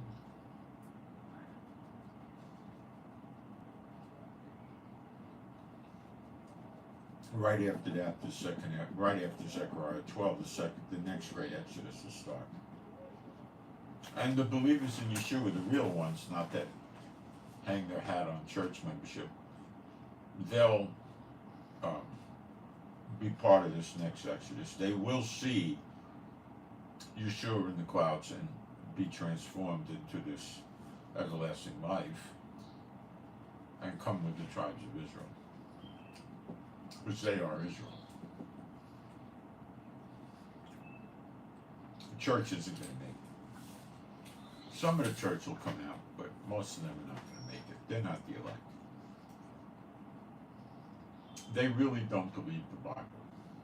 They don't. I gave you a few scriptures they don't believe, but there's a ton of them they don't believe. They just don't. They're not following the Bible. Here. This is where the goose is cooked. Galatians 5:19. Now the works of the flesh are manifest, which are these: adultery. What does the church say? No. Fornication. No. Uncleanness. They don't even know what that is. Lasciviousness. That's like porn and petting and that kind of thing. Idolatry. Well, they have that, but they don't even know it. The cross. Witchcraft. Oh, hatred. They don't know much about that. Variance. They don't know what that is. That's having different doctrinal statements. Oh yeah, there's pre-trib, mid-trib, post-trib, amillennial. We don't know which one is right, so we'll consider all of them as possibilities of good doctrine. And we have different doctrinal statements. That's variance. Okay? They're not all in one accord in the apostles' doctrine. They're all over the place. Pray in tongues, don't pray in tongues. Baptize in the Holy Spirit, don't baptize in the Holy Spirit. Spritz baptism, immersion baptism, they're all over the place. House church, no house church. Okay? They're all over the place. Emulations, wrath, strife, seditions. That word means divisions. The denomination is not a mere example of a division. It's a perfect example of a division. And there's 2 billion of these nincompoops in denominations, 1 billion Catholics and the others. Keep reading. Heresies, that's sects, and I'm with Cephas, I'm with Paul, I'm with this, that's heresies, divisions related, basically. Envyings, murders. So notice that variance and divisions, seditions, is right up there with murders. And drunkenness, and revellings, that's like a rave party, I guess. Or a Roman party, and such like of the which I tell you that before, as I have told you in times past, that they which do such things shall not inherit the kingdom of God. So we can say that this is not true and call the Bible a liar and call Yeshua and Jehovah liars. That's basically what they do when they say that. Or we could ignore it. And as they do, I wouldn't. And they reject knowledge. And Yeshua says, if you reject knowledge, I'll reject you. This is cooking the goose of 2 billion people. God is not a liar. If he says he's going to do this, he means it. And if you start listening to preacher jackasses that tell you, no, you're rejecting knowledge. Look what he did to Israel for rejecting knowledge and breaking the covenant. That's his chosen people. What do you think he's going to do to the heathen?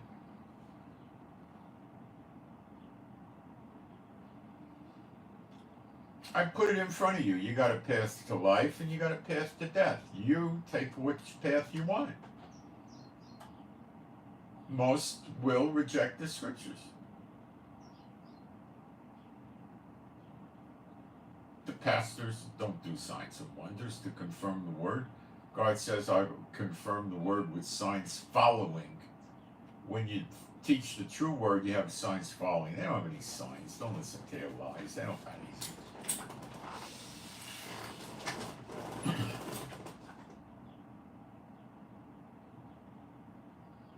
Yeah, you listen to them talk. Oh, I like denomination churches. They got their acts together. They got a nursery. They got kids ministries for different ages, babysitting. They have barbecues. They have Bible study nights. They got women's groups. They got men's groups. They got children's groups, children pastors, music pastors, outreach. Yeah, they teach the false gospel. And all of this stuff. And they like that. That's because they're in the world and they're of the world. The government is satanic in America. Why would a satanic government give the churches a tax break if they were not satanic? Are you kidding me? Wake up.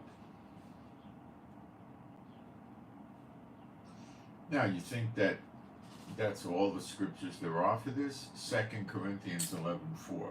For if he that cometh preacheth another Jesus whom we have not preached, or if you receive another spirit which you have not received, or another gospel which you have not accepted, you might bear well with him. That's what the people are doing. They sit in the churches, they see the errors, they say, oh, the pastor doesn't know any better and this and that. So if the blind follow the blind, they both fall in not a ditch, a pit. They go to the pit. That's it.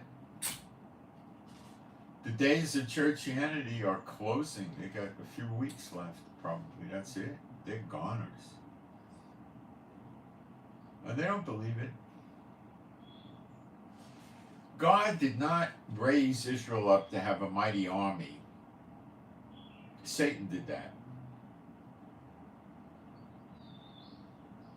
God wants Israel to follow him. So you're going to see the Israeli military let them down. Many of Israel's evil leaders and rabbis and these people are going to, and the rich, the Satanists, are going to be gone.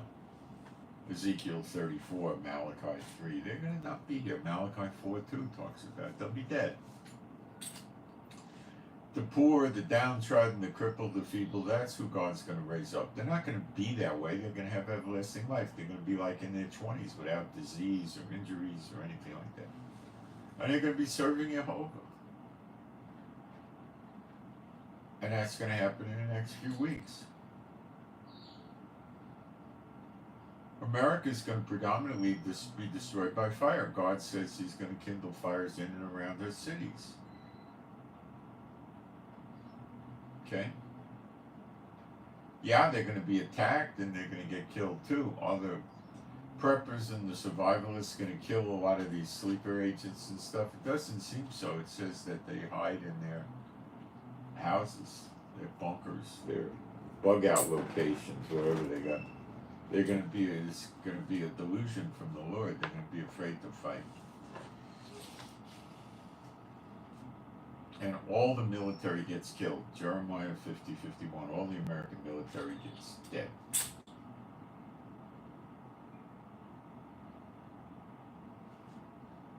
Dead. Adios. Down for the count. Dead is dead.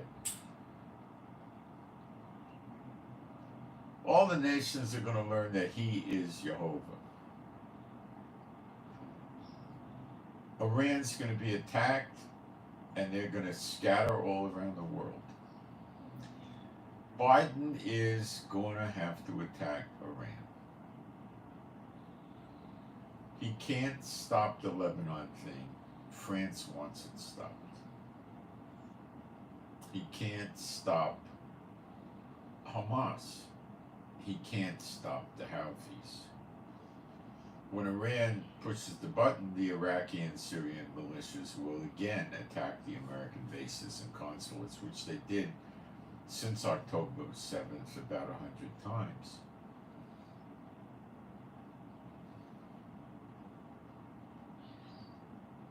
Biden could attack Lebanon and Yemen, but why bother? Iran's still going to be running around. You got to cut the head off the snake.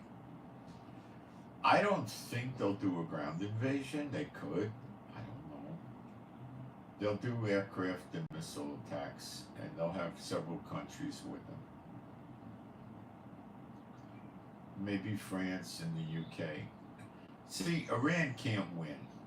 Russia can't come go help Iran. They got too many of their own problems.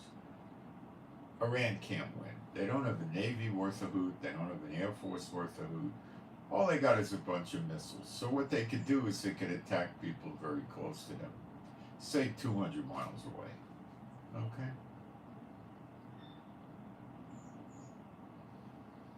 But they got the sleeper agents. I would think that when the attack on Iran happens, that will pull the trigger on the sleeper agents. It could be if there is an attack on Russia that would cause the trigger to be pulled, but more likely an attack on Iran.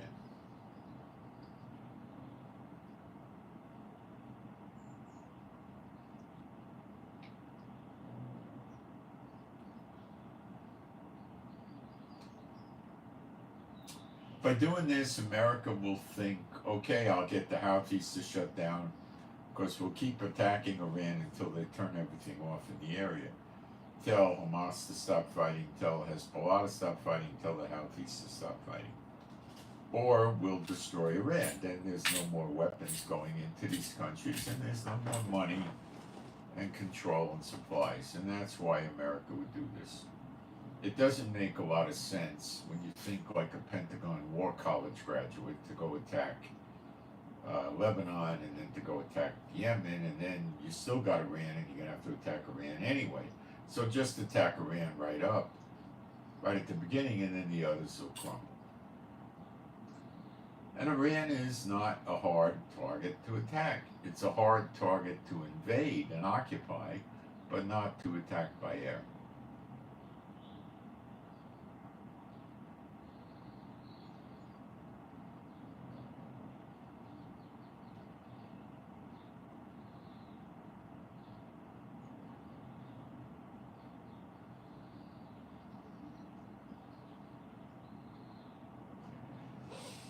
And that's coming because the Pentagon has no other way to go. They are boxed in. And they know now, Biden and Blinken and Sullivan and Austin, they're not real bright. But the guys that are not Satan bots in the Pentagon, the majors, the light colonels, those guys, they know that Iran is going to start controlling the Persian Gulf any day now. They know that because they're getting away with it in the Red Sea. And they get away with it in the Persian Gulf, they're going to shut the Straits of Gibraltar by Morocco and, Spain or Portugal, I think. And that, I think it's Spain. And that is a very narrow pincher point that they could control the same way as they control the Red Sea and stop the flow of anything into the Mediterranean that they don't want to see arrive.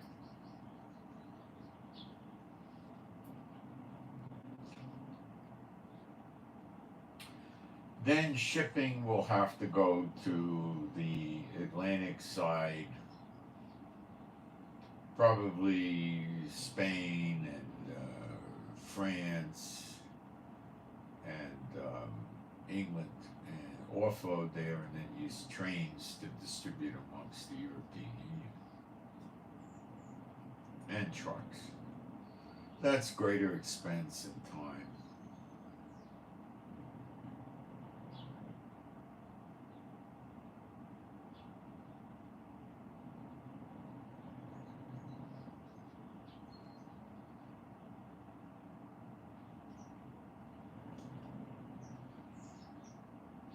So Biden's staff, I believe, is woke up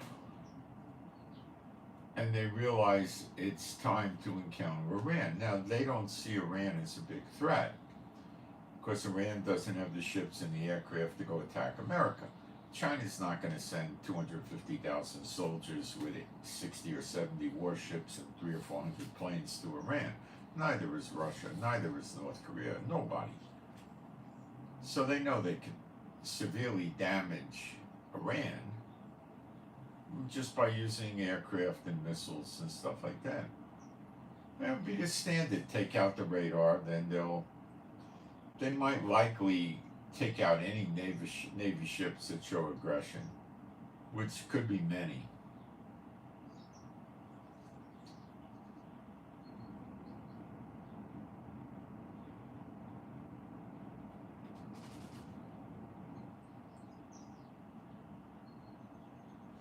So Iran's going to go down. It'll take them some days. What will they hit? The radar, the missile launch. Well, without radar, their missiles aren't worth a hoot. They may take out the oil refineries to bring them to their knees financially. Take out the piers and the ports, with the piers and the ports where they offload the natural gas and the oil onto ships. They may just do that and leave the refineries intact.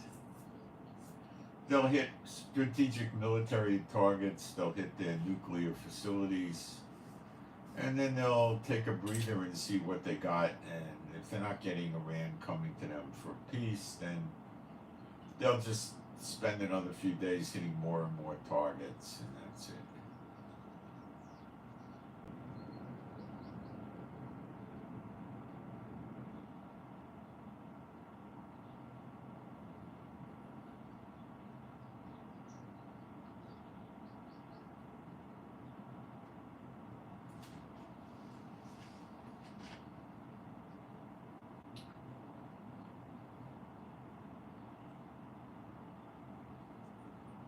What did I leave out?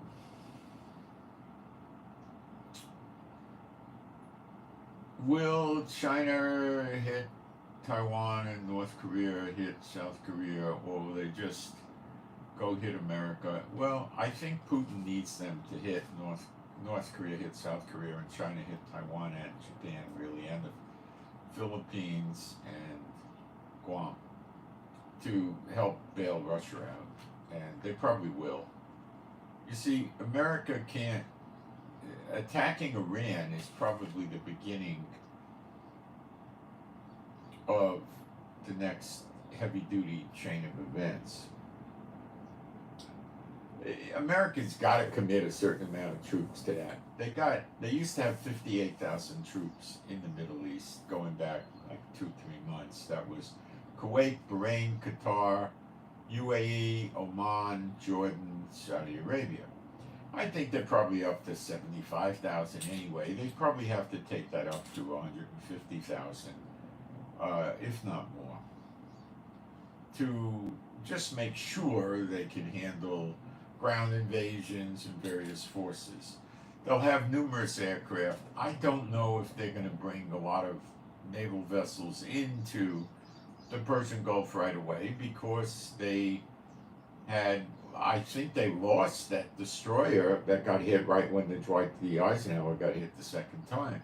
I don't hear nothing about that destroyer. And I saw videos of the Dwight D. Eisenhower with a huge hole in their upper deck where the planes take off and land. 25, 30-foot hole. They moved it several hundred kilometers to the port in Jeddah, Saudi Arabia, which they never go into. Then they said they were extending the tour of the people on the ship for 30 days. Then they got an aircraft carrier from Italy with escort vessels to come and escort them out of the Mediterranean, I think, out of the Red Sea, probably into the Mediterranean. Maybe in the Sea of Aden, I don't know. And the idea would probably be to get the aircraft carrier back into a European base where they could effect the repairs correctly. The aircraft carrier, Dwight D. Eisenhower, with a hole in the deck, could not defend itself adequately because the way these aircraft carriers defend themselves is they have small amounts of fighter jets flying all the time, and they're paying very careful attention to things that are even 200, 300, 400 miles away. That's nothing for a jet to cover.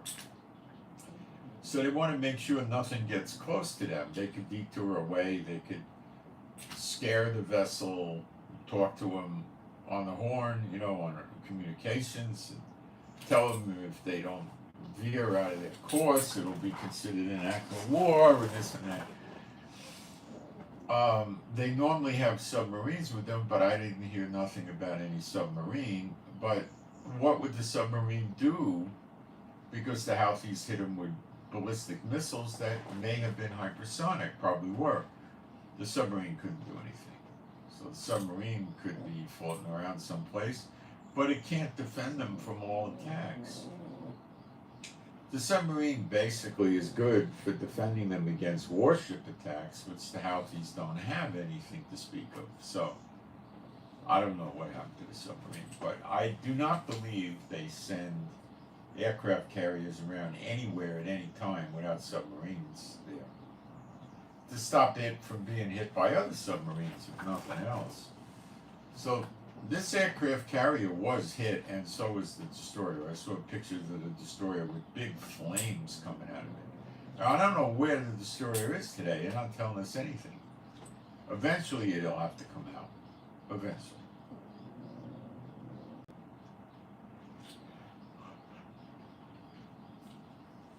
So Biden has lost the Red Sea and the Sea of Aden underneath Yemen. And he can be stupid and go attack the Houthis, but it's idiotic, because if he attacks Iran, he gets rid of the Houthis, gets rid of Hamas, the PIJ, and Hezbollah, and militias in Syria and Iraq.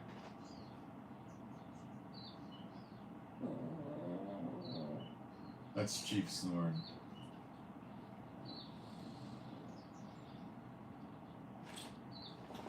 It makes the most sense to the Pentagon to hit Iraq, and they're not going to lose to Iraq by Bible prophecy and otherwise. They attack Iran. They'll attack Iraq too. There is no Kurdistan. They might this thing might just be Iraq and Iran. Iran and Iraq are very close, although Iraq flaps their jaws like they're not so close, they are. Azerbaijan was just conducting military exercises with Iran, and they were an ally of Israel. I don't know what's up with that. Azerbaijan could be stringing them along, or they might really be working with them. Armenia went to America, away from Iran, and now Russia's threatening Armenia because they went to America. So Armenia goes to America, and then Azerbaijan goes to Iran, possibly because they feel Israel can only do so much for them if they have a fight with with Armenia.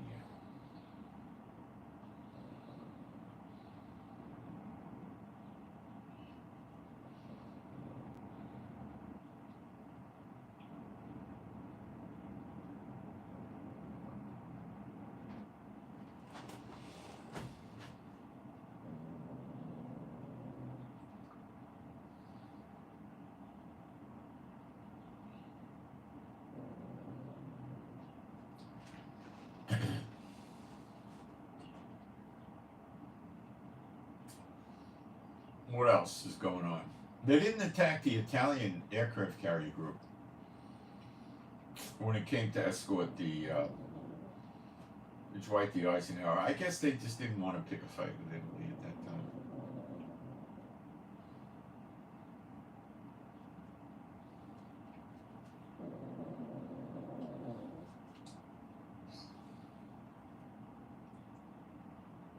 When Iran gets attacked, the Houthis in Yemen and the Hezbollah are going to get more aggressive. Probably the militias in Iraq and Syria too. So the attack on Iran will be quiet in their buildup. I think America's figured out if they took 3 aircraft carrier groups, in other words, 3 aircraft carriers and 18 escort vessels into the Persian Gulf, it would not deter Iran because they wouldn't believe America is going to do anything. So I think they will attack Iran by air. And they have enough assets in the area to do it, and I think they'll probably bring more planes in. If they shut the transponders off and they bring them into countries like Jordan, UAE, Saudi Arabia, they could bring them into Israel. The Muslim terrorist states are not going to be aware of it.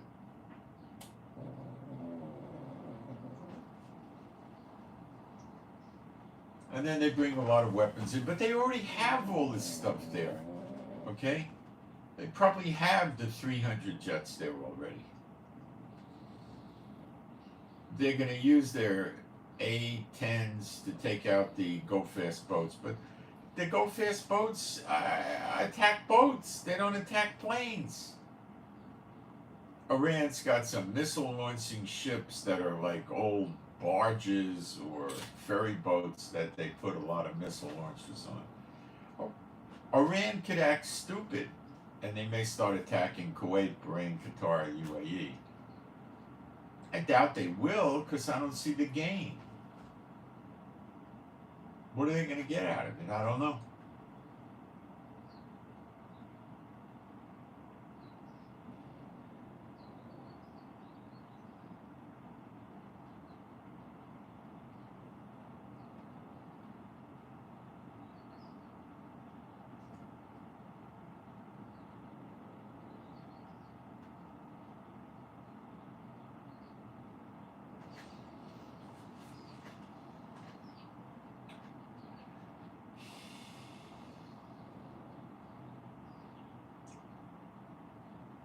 So bear in mind that after the year of redemption, we probably will be fighting. Scripture strongly indicates that. And the appearing of the sign of the Son of Man in the clouds, and every eye shall see him, and then they shall mourn, and he'll appear like the lightning from the east to the west, seated on the right hand of power, which is God the Father. Psalm 110:1. The Lord said to my Lord, sit thou at my right hand until I make your enemies your footstool. The enemies of Yeshua have not yet been made his footstool. So when he appears in the clouds, he's seated at the right hand of God, Jehovah. Still, it all fits together when you know what you're doing. But if you're going to play with the church doctrines with Schofield and Darby and this and that, forget about it. You don't know left from right. You don't know nothing. So,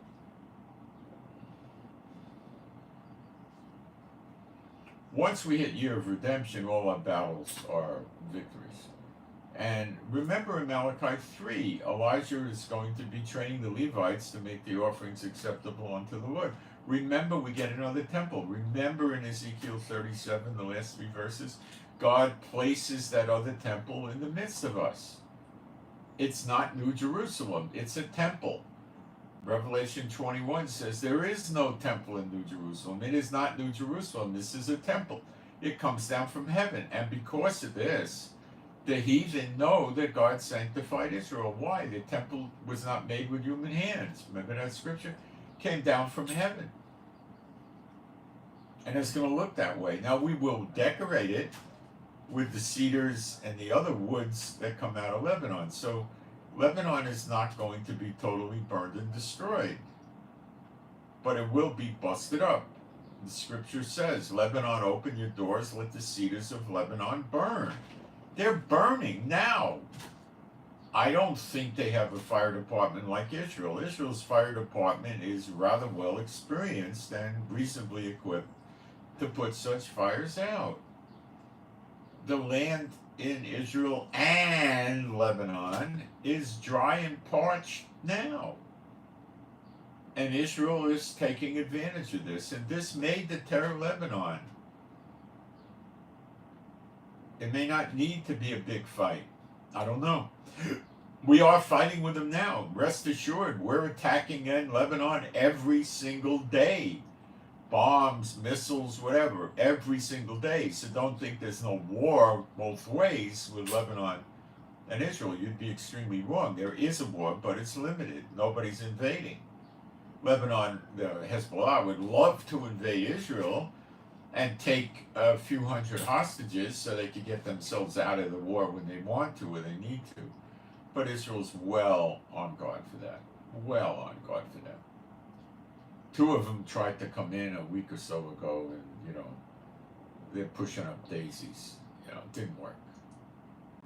There's so many tanks, mobile artillery, armored vehicles, soldiers, helicopters, drones, planes. How are they going to do it? And we got watch communities now after October 7th. My little village has watch guys that were in the police and the military volunteer. We got vehicles with blue lights on them. These guys got issued military assault rifles, and we got communications from the government, walkie-talkie kind of things, right? And we patrol through the village all the time. We got gates we can close in the village to stop, vehicle traffic. And we have checkpoints, and we got different degrees of alert. Right now, we're not running the checkpoints, and we're just patrolling all the time and watching. But we're not really having much incidents. There was some petty crime, burglary in some of the houses here, but I seriously doubt that had anything to do with terrorism. There might have been Arabs, but it was just petty burglary. It wasn't much of anything. But we've upped the controls and the watchfulness. And, when you walk down my street, day and night, I'll tell you what you hear, constantly following you, making a pass. Woof, woof, woof, woof, woof, woof, woof, woof, woof, woof. But so many people have dogs in the yards, and as you walk around, the dogs bark, and it's extremely easy to know where they're going. Muslims don't like dogs. Muhammad spoke bad against dogs. They're afraid of dogs. They don't like dogs. Dogs sense fear. What do they do when they sense fear? Don't have much issue here. So we're pretty far from the Lebanon border. And those idiots were talking about coming in on paragliders and stuff like that. What happens if they come in on paragliders? Searchlights, rifles, boom, boom, boom. That's all that happens. They probably never land. And those that did land are greatly disadvantaged. They're all strapped into this thing, and then they got to land. Hope they didn't, they'd probably come in at night because it'd be just target practice during the day. And that, they hope they don't crash into trees, houses, buildings, walls, or whatever, right? And then, if they're in one piece after they land, at night, people that fly paramotors, as they call them, don't go around and land in strange areas at night. They don't do that at night. They do it when they can see. Because they land, they got to run a little bit until the thing slows down. Then they got to buckle out of it. These things make noise. Yeah, they got mufflers on them, but they still make noise.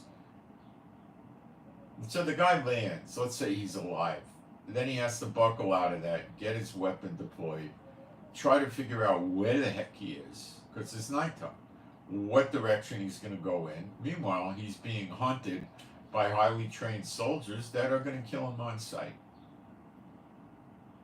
He has no chance of winning in a firefight with them. He has to evade them. In strange territory that he landed in at night, he doesn't know really where he is.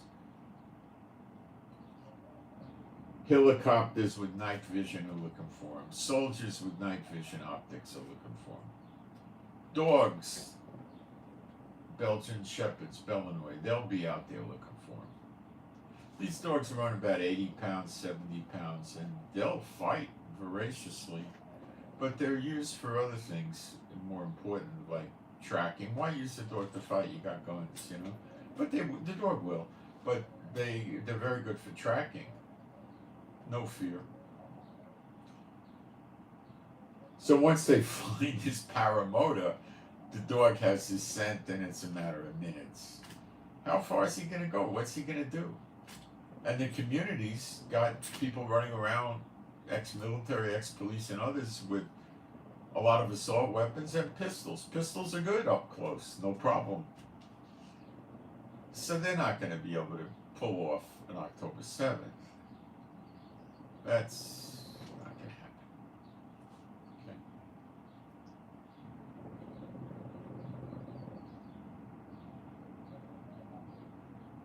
They also have dirt bikes. So their other plan is to come rush the border with dirt bikes.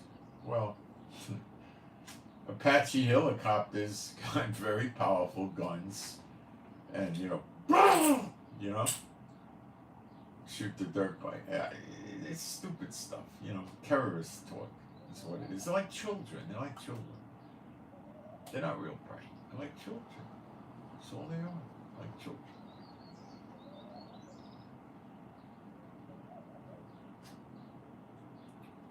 So there may be a big war in Lebanon, and it may not be such a big war, but we got to shut those missiles and rockets down. Threatening these people does no good. Attacking these people might help. Israel was warning them and warning them. Now, there's things Israel could do that would not affect the trees of Lebanon, like blow their whole electrical power grid out for the whole country. Now, what would that do? Well, a lot of these missiles are fired electronically, a lot of them. And they don't have that many generators, and running a generator is dangerous. Why? You get a heat signature for infrared, you can pick it up, and you get smoke, which you can pick it up from diesel, and you get noise, which you can pick it up if you're close.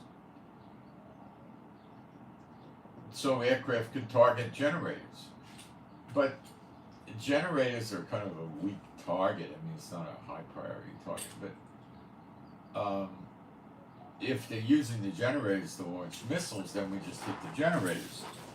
Missiles don't launch. Now, the big missiles that they have sit on a truck, one missile per truck. The truck is about the size of a 40-foot tractor trailer rig. It's a low boy. It's got a launcher on there. It's got some radar on there that's weak, immature radar. That's to guide the missile. And it has a generator to power the whole thing. So the truck is like a tractor trailer with a low boy. Not a super low boy, but a low boy. It's not this far from the ground. It's probably like that from the ground. Not like a trailer that comes up to your chest or something, And so they get this thing into position. They elevate the launcher, aim it at Israel, get the coordinates, turn it on. In seconds, Israel has the coordinates, and then aircraft are coming to strike those GPS coordinates. Minute, 2 minutes. So after it launches, what do? Well, the soldiers probably go 100 or 200 yards away and launch it electronically with a cable control or a wireless control, or set a timer. Program the missile if it's a ballistic, and then set the timer. So in case Israel fires back right away, if then there are artillery or our mortars, we could fire back in seconds. So the truck is gone. It won't survive. If it doesn't get blown up right away, and they're not going to keep it in the same location. They're going to have to move it, like, at least to be comfortable. They probably want to move it a half a mile or a mile away, or more, probably 2 or 3 miles. So at least, so planes don't find it. So they got to pack up, and they got to move it. Now, along with the missile launcher, they got to have another truck that carries extra missiles.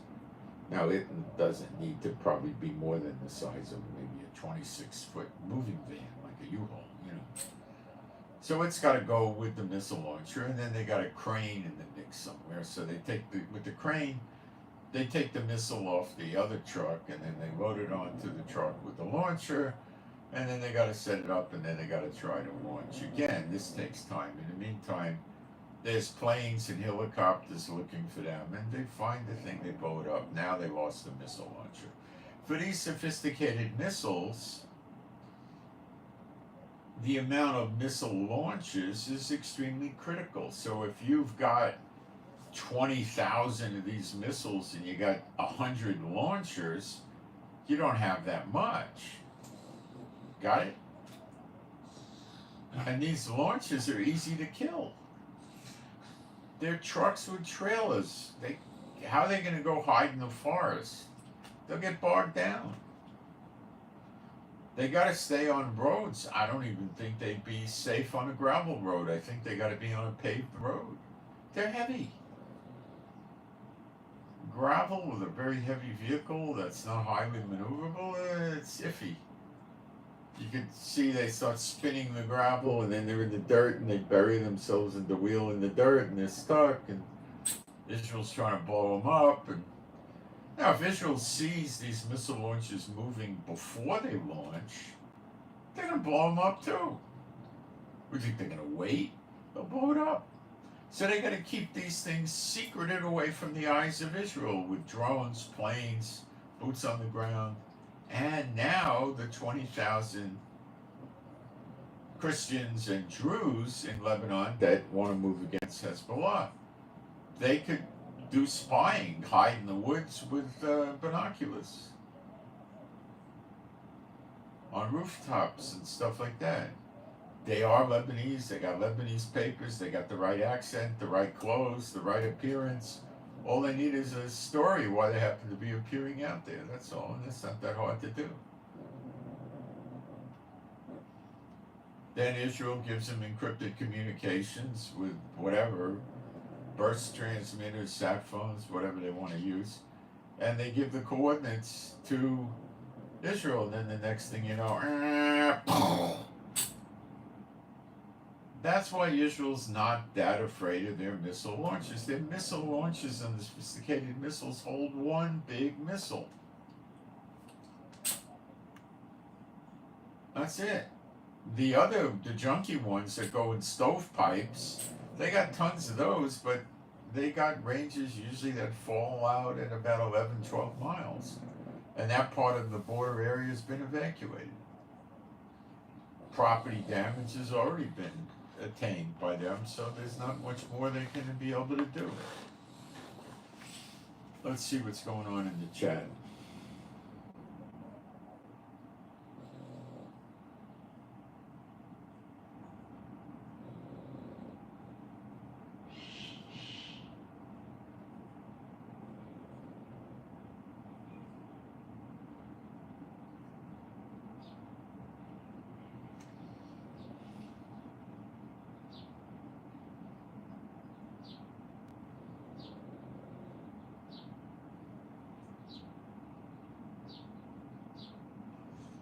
We got two of them that come in here.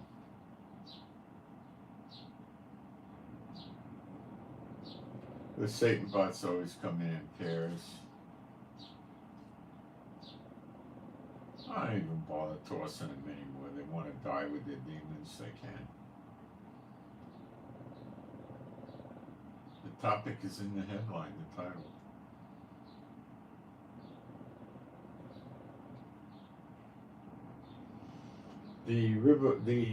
Someone put up Sylvan 5784. That's the incorrect Talmudic calendar. It's not God's calendar.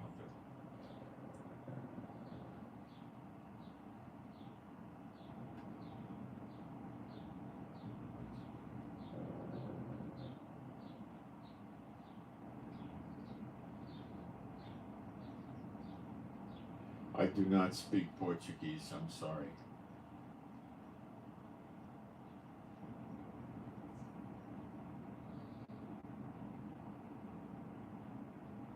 There is a rapture, but it's at the last day. John 6:39, John 6:40, 44, and 54.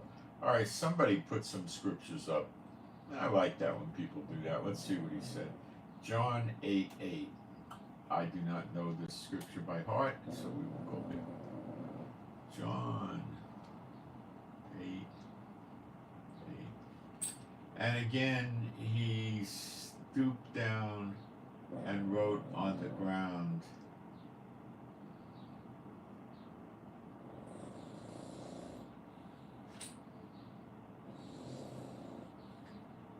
That's about the woman with the adultery. I don't know how that fits in with what I'm talking about today. I don't see it fitting in. I like it when people put it on topic. Let's see what else. Acts 2:38. It is scripture, so I don't reject it at all. Oops. Acts 2:38. Then Peter said unto them, repent and be baptized every one of you in the name of Yeshua HaMashiach for the remission of sins, and you shall receive the gift of the Holy Ghost. Okay, that's the Bible. What else do we got? He seemed to have put a third scripture in. Zephaniah, I can't read the whole chapter. I'm sorry, this would take too much time.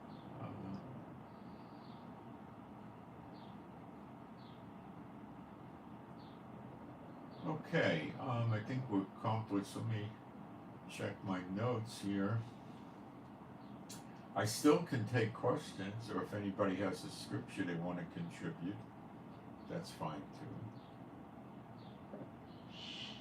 Prayer request for AP, Alpha Papa, AP, Alpha Papa, AP, prayer request for peace, quiet, and rest. Disturbances coming in from the neighbors. So AP is asking for prayer for no more disturbances from the neighbors. So peace, quiet, and rest for AP. Okay?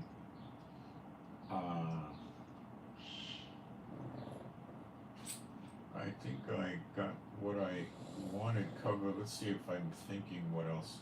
We covered Iran. We covered China and the Asia Pacific. We covered Russia. We covered Hezbollah, the Houthis, and Hamas. We did NATO. Let's see what's popped up in the news. We don't get a lot of news on Shabbat. In Israel, I get from the Arabs, but I don't get a lot from the Israelis because they're observing Shabbat.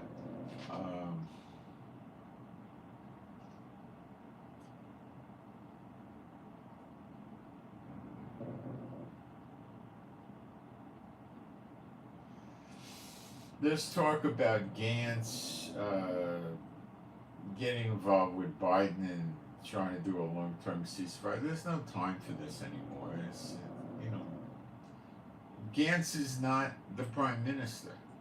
The latest polls are saying if Gantz goes with a vote of no confidence against Netanyahu, Netanyahu's going to win, and then Gantz is out in Gaga land.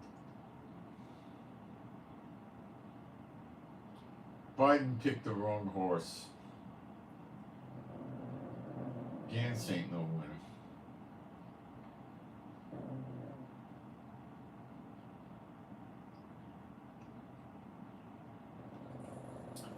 Biden's trying to get rid of Netanyahu and get another prime minister that will listen to him more completely, maybe not 100%, but not like Netanyahu. He can't trust Netanyahu. So he wants people in there that he can trust. And Netanyahu is not one of them. So.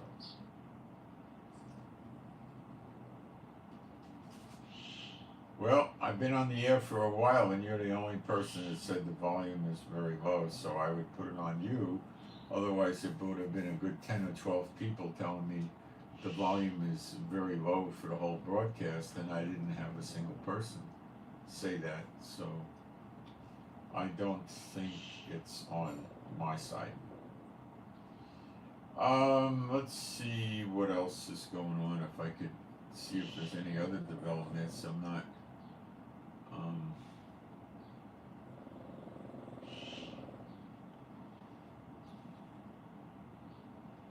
I'm not seeing any real efforts to make sure the humanitarian aid is getting in. The taking the pier away for the second time makes me think that Biden wants this humanitarian aid crunch on Gaza to put a lot of pressure on Hamas.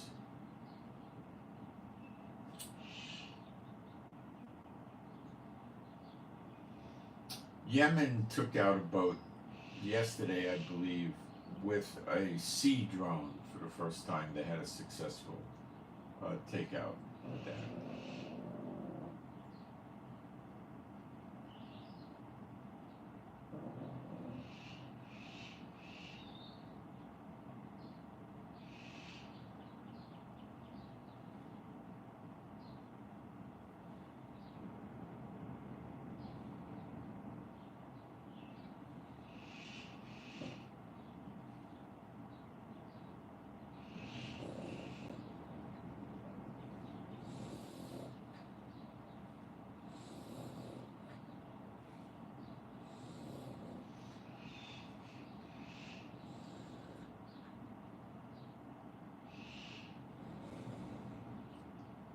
Let's see.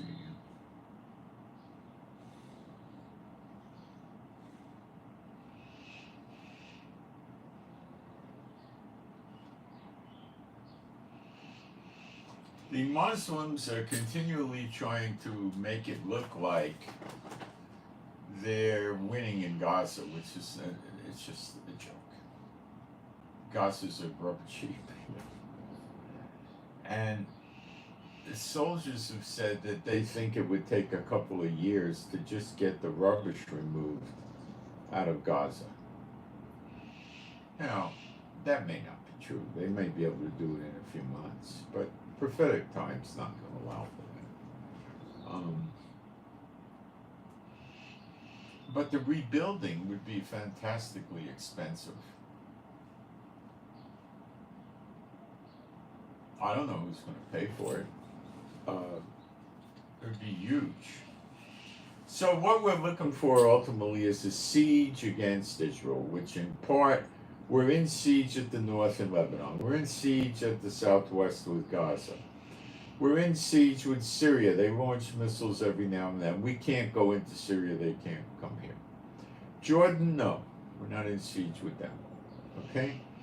And the Houthis don't have a border with us, but it's sort of a siege because they're trying to stop our shipment. So yeah, you could say a lot of things, but we're partially in the siege anyway.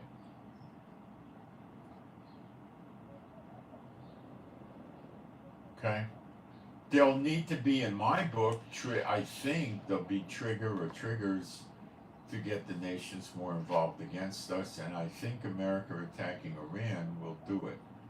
I studied that for 2 days, and I think I'm correct. They will attack Iran and other enemies as well.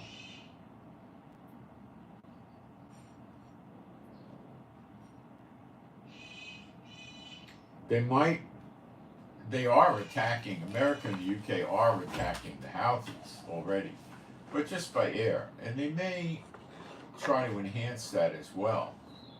It doesn't take a lot, they 10, 12 planes from each of them, and not even that many. And just a lot of continual bombing will drive the Houthis rather crazy, and probably keep them from attacking ships during the fighting with Iran.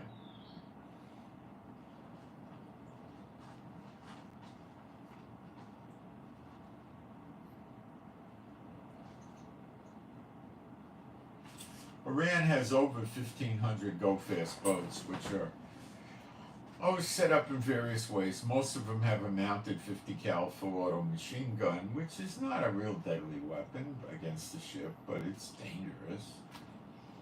And they could strafe the deck, they could strafe the tower where they operate the boat from. they could hit, various things on the boat. It's definitely a threat. And then they usually carry torpedoes that get launched off the sides of these boats, which look like a PT boat that may be, 40, 50, 60 feet long. Maybe they're 8 or 10 feet wide. So they can launch torpedoes off the deck of the boat. The way they do it is they aim the boat, they point the boat at the ship, and then the torpedo gets launched into water and proceeds against the ship. Generally, these are not smart torpedoes. They might have some with a wire guided torpedo that they could steer it. I don't know, I doubt it. And some of them carry missiles. They might have a small missile on it. And they also can issue the crew AK-47s and RPGs, as well as more sophisticated shoulder-fired weapons, missiles.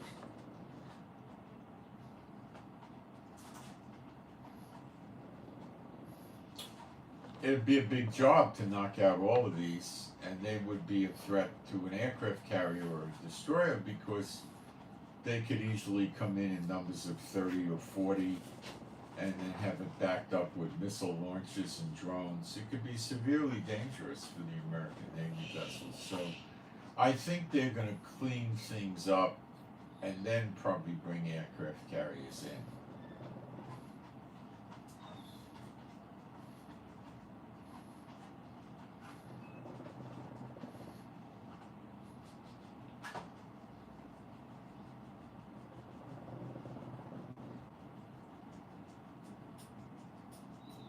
Let's see.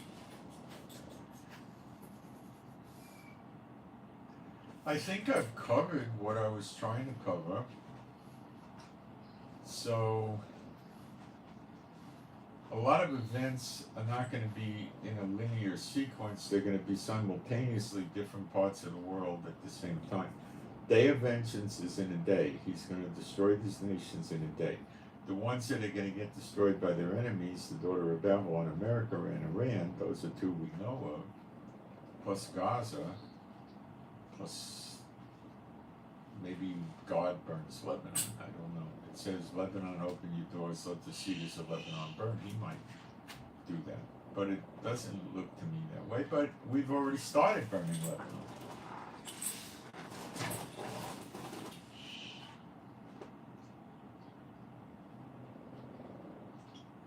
I would think their firefighters will become overwhelmed. I would guess they've got very old and antiquated firefighting equipment. They might reserve the better equipment for cities like Beirut and their big cities, and the other cities, the other areas probably don't have much.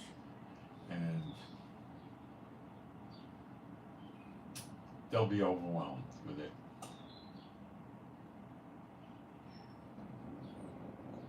The fighting in Hamas will keep continuing. I'm not sure if the humanitarian aid's going to get worse or better for the people that live there. I don't know. I think worse. I think this thing with pulling the pier away is a big lie. I don't know what kind of rough seas they're talking about. What the heck kind of rough seas are you going to have when the thing's by the shore, by the beach? And what is he talking about? The water's not deep over there. This is nonsense. He's talking like you got 35, 40-foot waves washing up on the beach. You don't. You might get 5-footers, 8-footers even, but that's nothing.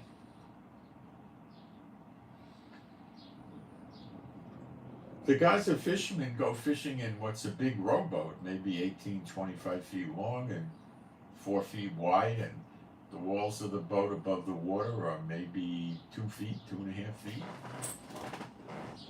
What happens if a 6, 7-foot wave hits that? Well, they could get washed out of the boat, and the boat will start taking water like there's no tomorrow. So those fishing boats would be useless. Instead, they would have to have fishing boats like up in Alaska, where it's a very sturdy boat that can take rough seas, and the people can stay inside and keep themselves immune from high waves that are going to wash over the deck. And these boats don't flip over or turn on their side. They got great ballast. They don't use boats like that to go fishing in Gaza. When they go out miles, some miles, they don't go out that much. But the pier's not miles out, it's yards out. So the story sounds to me like Biden wants to get Hamas scared.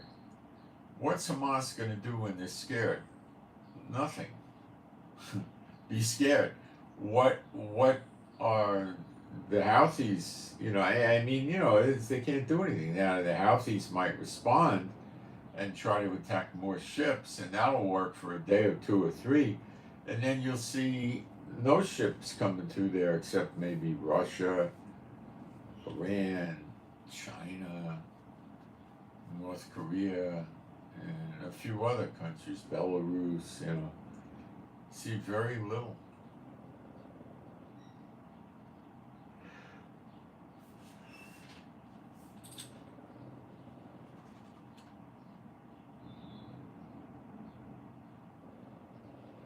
The Houthis have a victory over the Red Sea, I'll tell you that right now.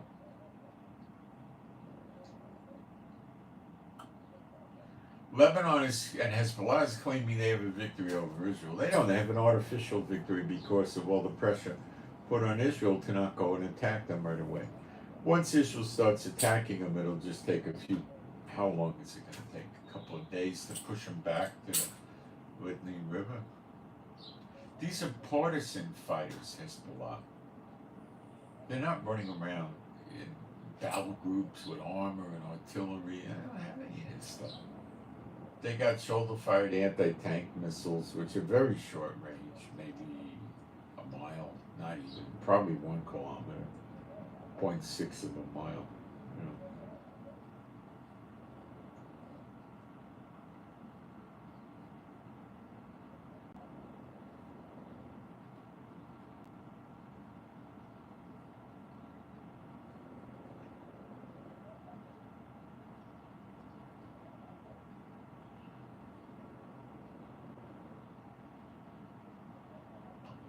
Okay, I think I accomplished what I wanted to accomplish. I hope this helps you. You can always email me. If you like the work, please give it a like, hit the thumbs up, and subscribe so you get the future broadcasts, and you'll get notices of, the stuff when it starts breaking loose. No, you see, God's calendar is way different than the rabbis. There's a thing called the new moon, the spotting of the new moon. It's called the Kadosh, new. It's the sliver, and that tells you you're in a new month when you get the new moon. And it's actually in the law, a feast day. It's a big deal. So you would spot the moon at night. Remember, in the Hebrew calendar, the days start in the evening. So you would spot it that evening, and then the next day you'd have time to prepare. You'd have the feast day the next day. It would be a holiday. And the rabbis don't go by that, and they have a farmer's almanac type approach to it. So if you went to Google and you put in Passover 2027, it would show you where in the Talmud Passover 2027 is, and you can't really go by that. And everything else they do is wrong. So you shouldn't go by it, okay? It's just completely incorrect. The Talmud makes holidays up, okay?